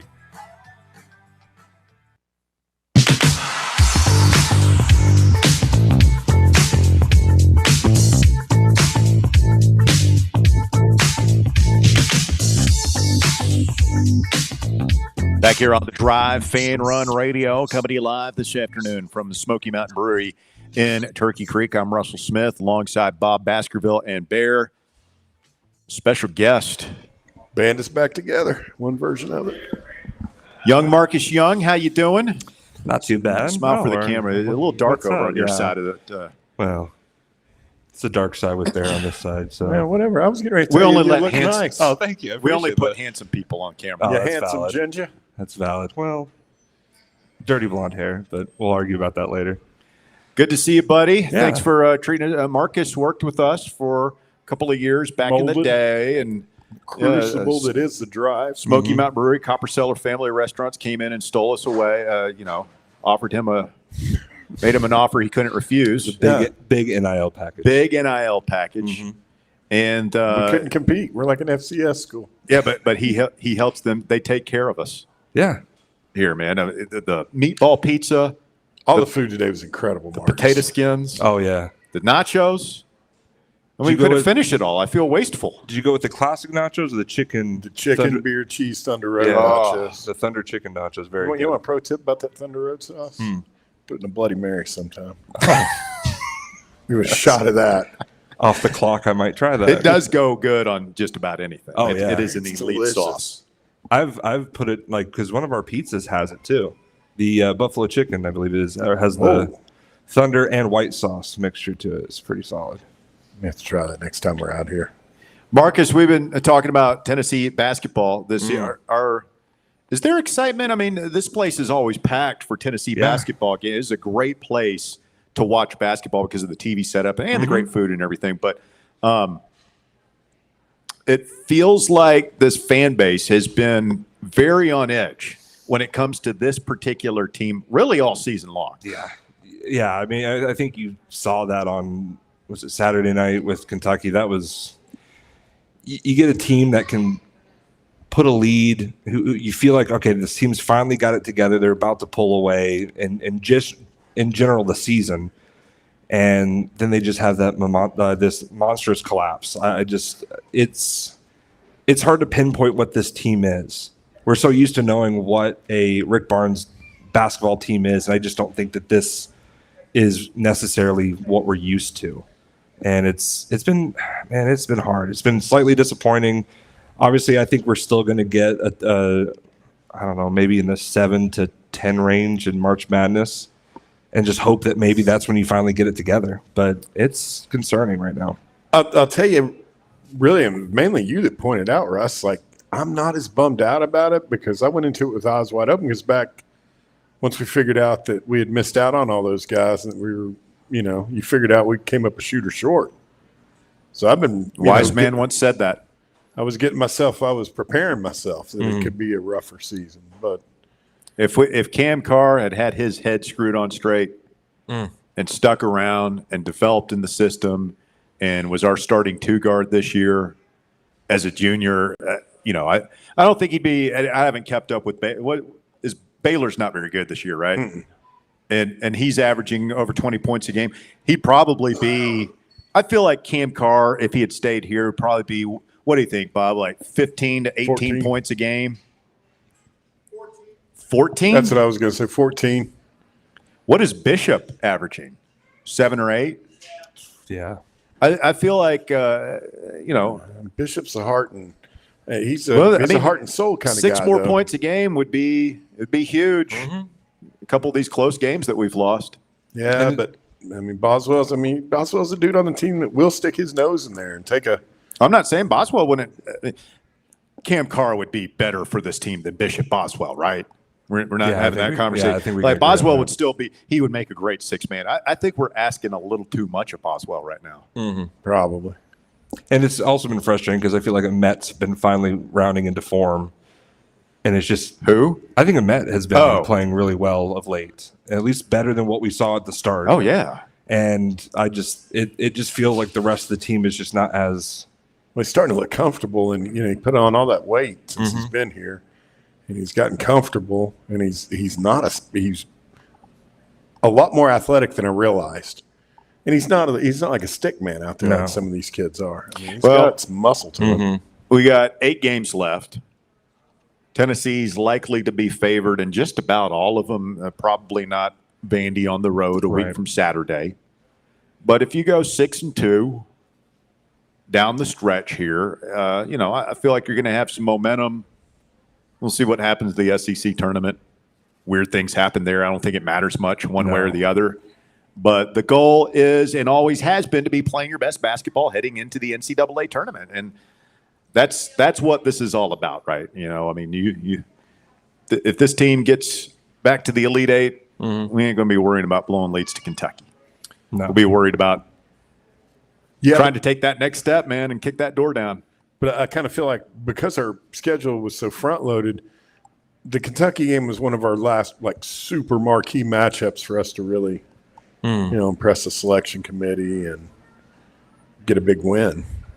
What does young Marcus Young have to say? Have we talked about Robert Saleh? Not yet. I should have called in. I was so excited. You have no idea. You fired up? The night that it happened, I was texting Sam from the morning show. Him and I have been talking about that and the Dable OC hire. I am pumped.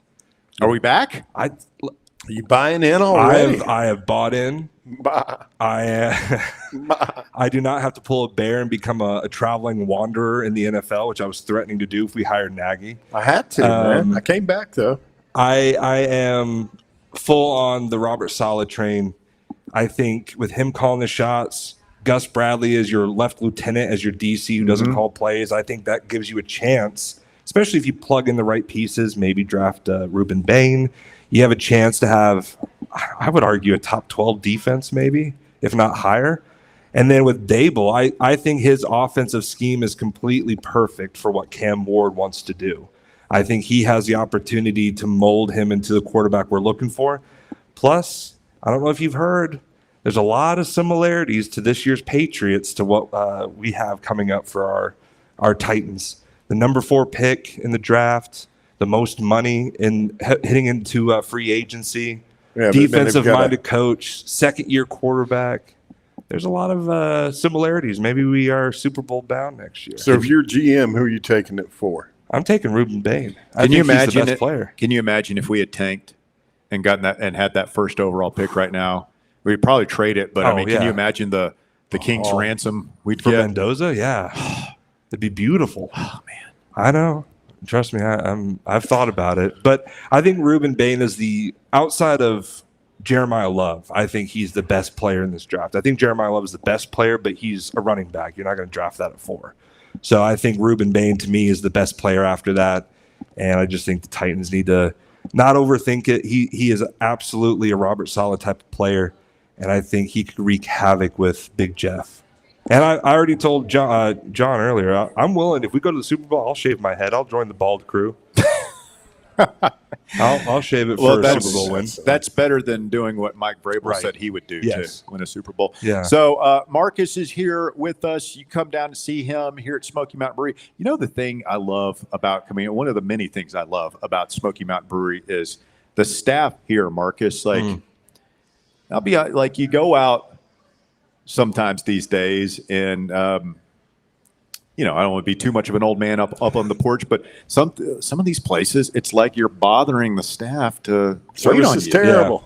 Yeah. I'm not afraid to say it. Like this place, you come in and every person is like, let me drop whatever I'm doing to help you immediately. And you could tell that that's like obviously a directive impressed upon you guys from corporate management and all that. I was like, this is the way it's got to be. It's a mixture of that, but also I think we've just done a really good job of hiring the right people that hold those kind of standards that we're looking for.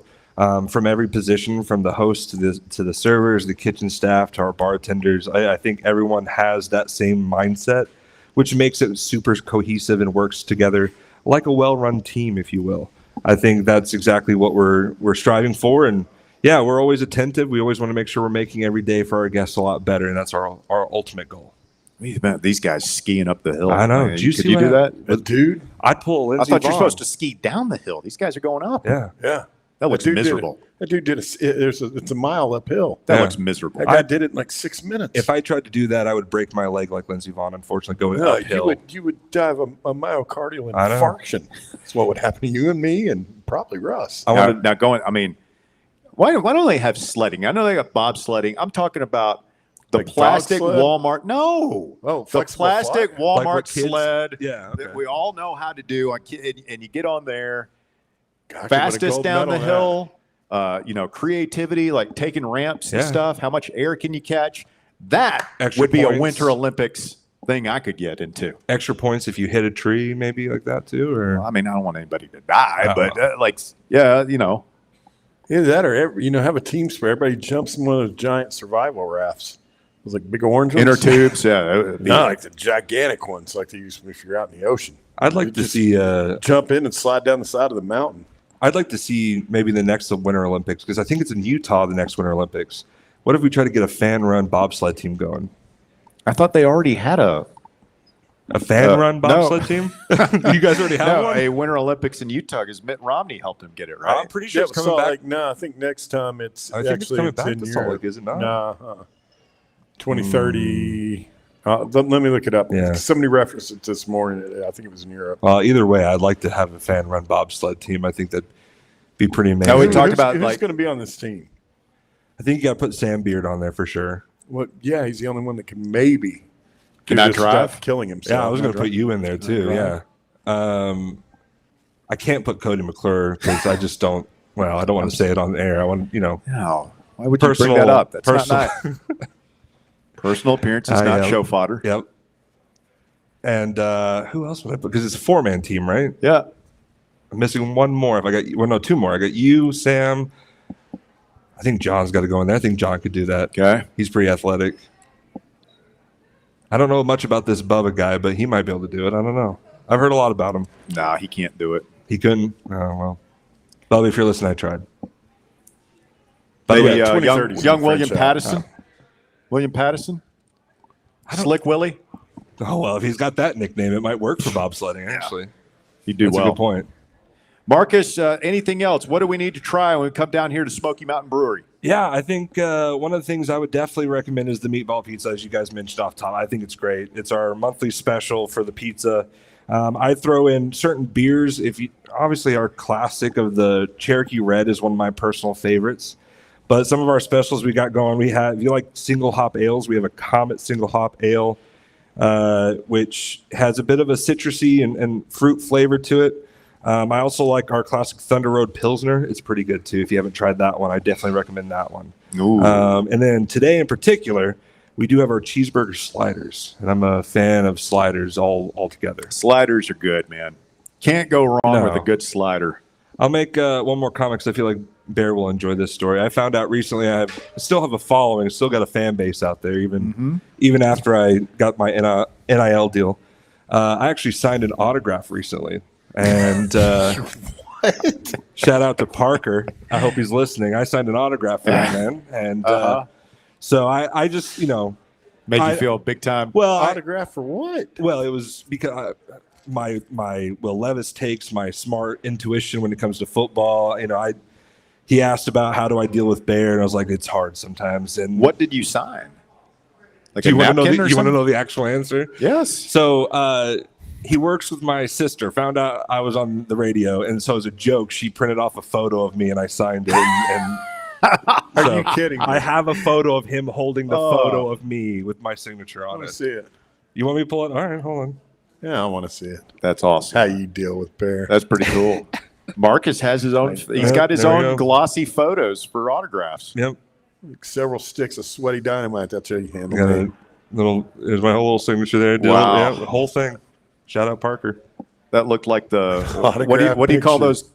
those The J.C. Penney's type of thing. Yeah. Opry Mills or whatever. Yeah, what you didn't see cut up below was, I had my arms on Cody's shoulders. So we did a photo shoot together, and I'll have you know, I've been on a quest for years now and have never been able to find one. What's that? I've tried to get you the Tiger sweatshirt in a size you could still wear. I've honestly actually thought about that recently and tried looking for it myself, and I haven't been able to find it either. It's upsetting. I forgot that you found out about that. Yeah, you still a LARPer? I was never a LARPer. I'll tell you that right now. Can we go now? Don't you have something to? I do have things. Somebody to fire or something.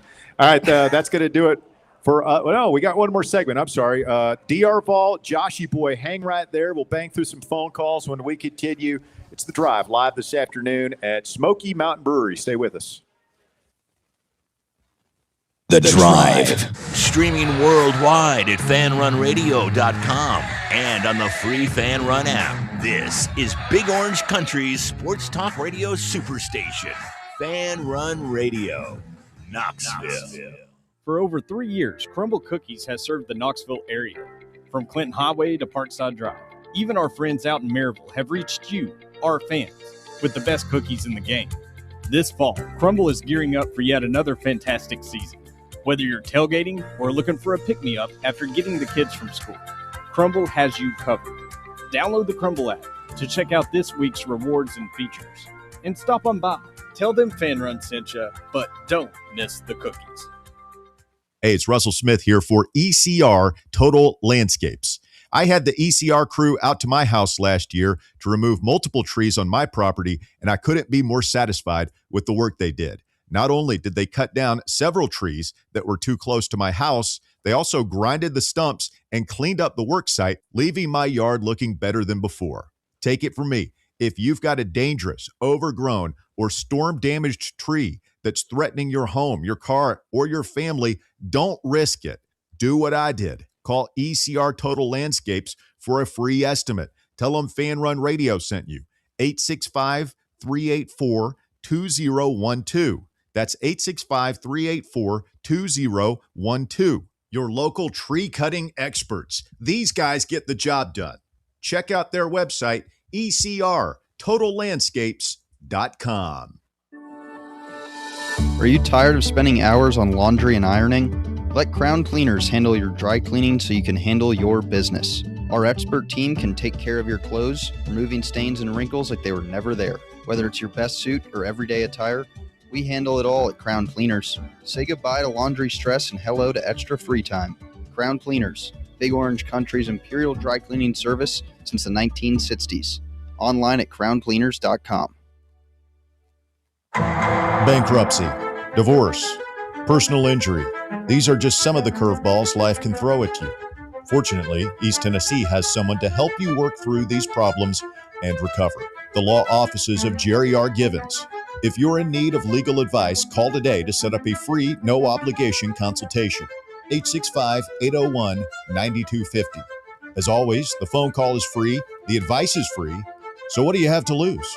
Call 865-801-9250 or go online to jrglawtn.com. That's jrglawtn.com. The law offices of Jerry R. Givens. Legal expertise you can rely on. In a world filled with deadlines and screens, sometimes we forget the simple joys of life. Days filled with special moments. At Inward Half, we understand the essence of these moments. Feel the difference between our breathable fabrics and flexible apparel as you disconnect from the hustle and bustle and reconnect with what truly matters. Inward Half. Simple luxury for on and off the course.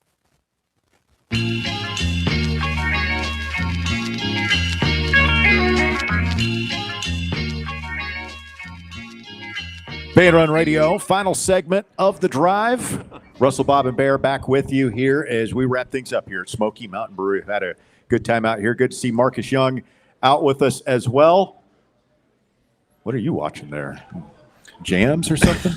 Oh, it just popped up on my Is that algorithm. Madonna? No, it's Brian Ferry, who I saw on the train. Roxy Music? Yeah, I saw Brian on the train in Europe. It was. This is just an excuse to name drop. Did you? Yeah. Easy. We were talking about music. Did you speak to him? No, it's kind of a head. You know, he didn't look like he wanted. Wonder how, because like over in Europe, I think that happens a lot. Noel Gallagher's talked about it. He said you'll see somebody, and he said he's like looking at him. He said he always knows when they're getting ready to do it. He says something changes, and he's like, oh no, they're going to holler at me. Yeah, I don't think. How you doing, Liam? Exactly. I don't think he wanted that. Let's get DR Ball in here. DR, you're on the drive. It's Fan Run Radio. Guys, I know Bob has seen it, but I posted a picture to Twitter. They have opened a Raising Cane's in Jackson, Tennessee, and PETA's out there. They've got a guy with his ankles like handcuffed or some kind of inversion thing in a bodysuit, make him look naked, acting like they're slitting his throat right by the drive-thru. It's incredible. They know how to win hearts and change minds. The PETA people, they're special. Oh my Yeah, God. I mean, it's definitely memorable. I'll remember that more than I will the chicken there. I wanted to get in on the Titans talk because I really am getting excited about it. Now, Russ, you were talking about how the Titans tanked. What would you have wanted? Would you wanted to trade away that pick and get more draft picks, or trade away Cam Ward and get Mendoza? No, I would. I'm not. Safe I don't know that there's anything to suggest that Mendoza or Ward are going to be. I mean, I think they're both really good prospects. But yeah, I would trade the pick for a bunch of more picks because the Titans need a bunch more players. But I mean, you probably could have gotten multiple first rounders, multiple second rounders there, and really accelerated the growth of your franchise. And had Cam Ward. Yeah. Well, y'all were talking about Kimmy can't coach. I think it's time to cut ties so we get ready to fire the next one, honestly. What did you just say? Kimmy can't coach. Fire. You want to fire her? She's been here a year and a half, DR. I don't care. I was for, honestly, and it's really nothing to do with her. It's that portion of the fan base, the way they acted when Vitello left. I want them miserable. I've got tweets saying, I don't want to hear people say it, but they were cheering, celebrating Vitello left. Yeah, Vitello went on with Withrow and Chad, or not Chad, Withrow and he said it wasn't Danny. He ran some interference for Danny White. Yeah. So that was way overblown. Yeah, it's the San Francisco Giants, DR. He wasn't going to stick around, man. It had nothing to do with how much money the Lady Vols were getting. I know. That's not thing what I told Roberto. I'm getting at that portion of the fan base took it as well, and they liked it. Even if it wasn't true, they wanted Vitello gone. So I hope they're miserable. I want Kimmy can't coach to go. See you guys. At least they haven't resorted to their usual name calling yet. Who's they? Like DR, Phil, that faction. Lady Vol haters. You say that as if you're not a charter member of that board. Well, no comment. I don't want to be the first one to use them. Joshy Boy is next. What's up, Josh? What's up, guys? How are you doing today? Doing well, thank you. Good. Bob, are you going to have a favorite team in the NBA playoffs this year since your Pacers ain't going to be there? That's a great question. I got to tell you, I have not watched much NBA this season because of that. There's, it's kind of a lost season for me. I'll probably come around come playoff time. But to pick a favorite, I kind of like Detroit, to be honest with you, because they're young and hungry and kind of harkening back to the old Detroit days. I'd probably be okay with them winning it. Nice. How do you feel about your Boilermakers going to Nebraska tonight? Well, if it's going to go the way it's been going, I think Nebraska is going to win. I think Purdue doesn't have it this year, in my opinion. So that should make Tennessee fans happy. I think they'll be lucky to make it the second weekend of the tournament, which is crazy because they were preseason number one. So I don't think they got enough this year, man. They just don't. Braden Smith can't do it all by himself.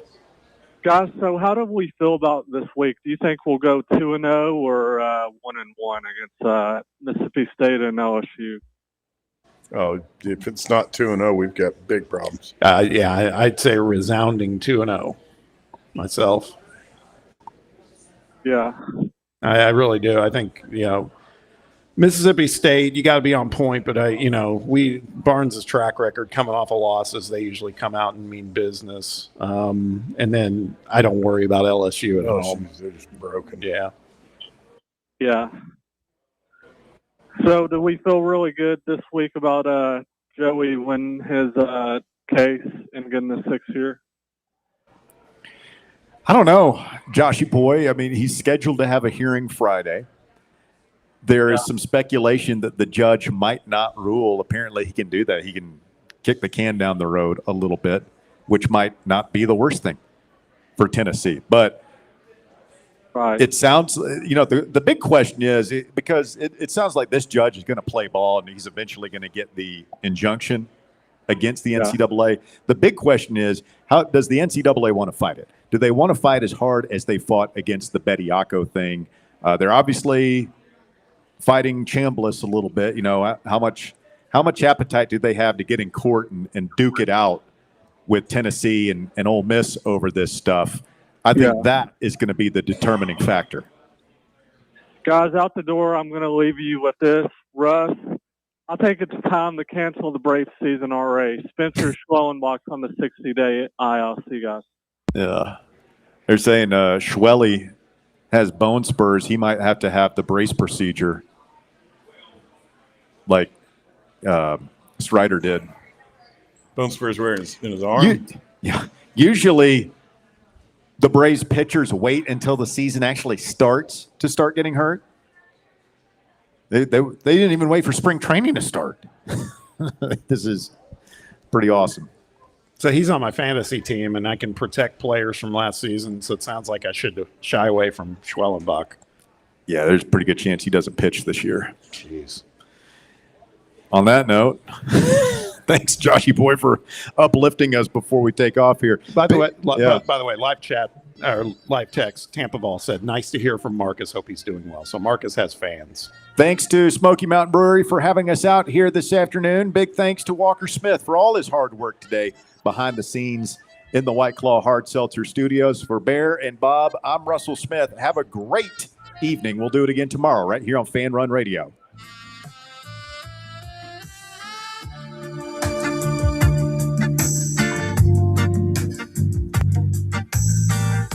The Drive. The voluntary reaction. As soon as the UT game is over, tune in to Fan Run Radio's post-game free-for-all, featuring instant analysis from your favorite Fan Run Radio hosts and your phone calls. All the joy, all the rage, all the passion. Win or lose, it's must-hear radio. The voluntary reaction. Raw, unfiltered, real.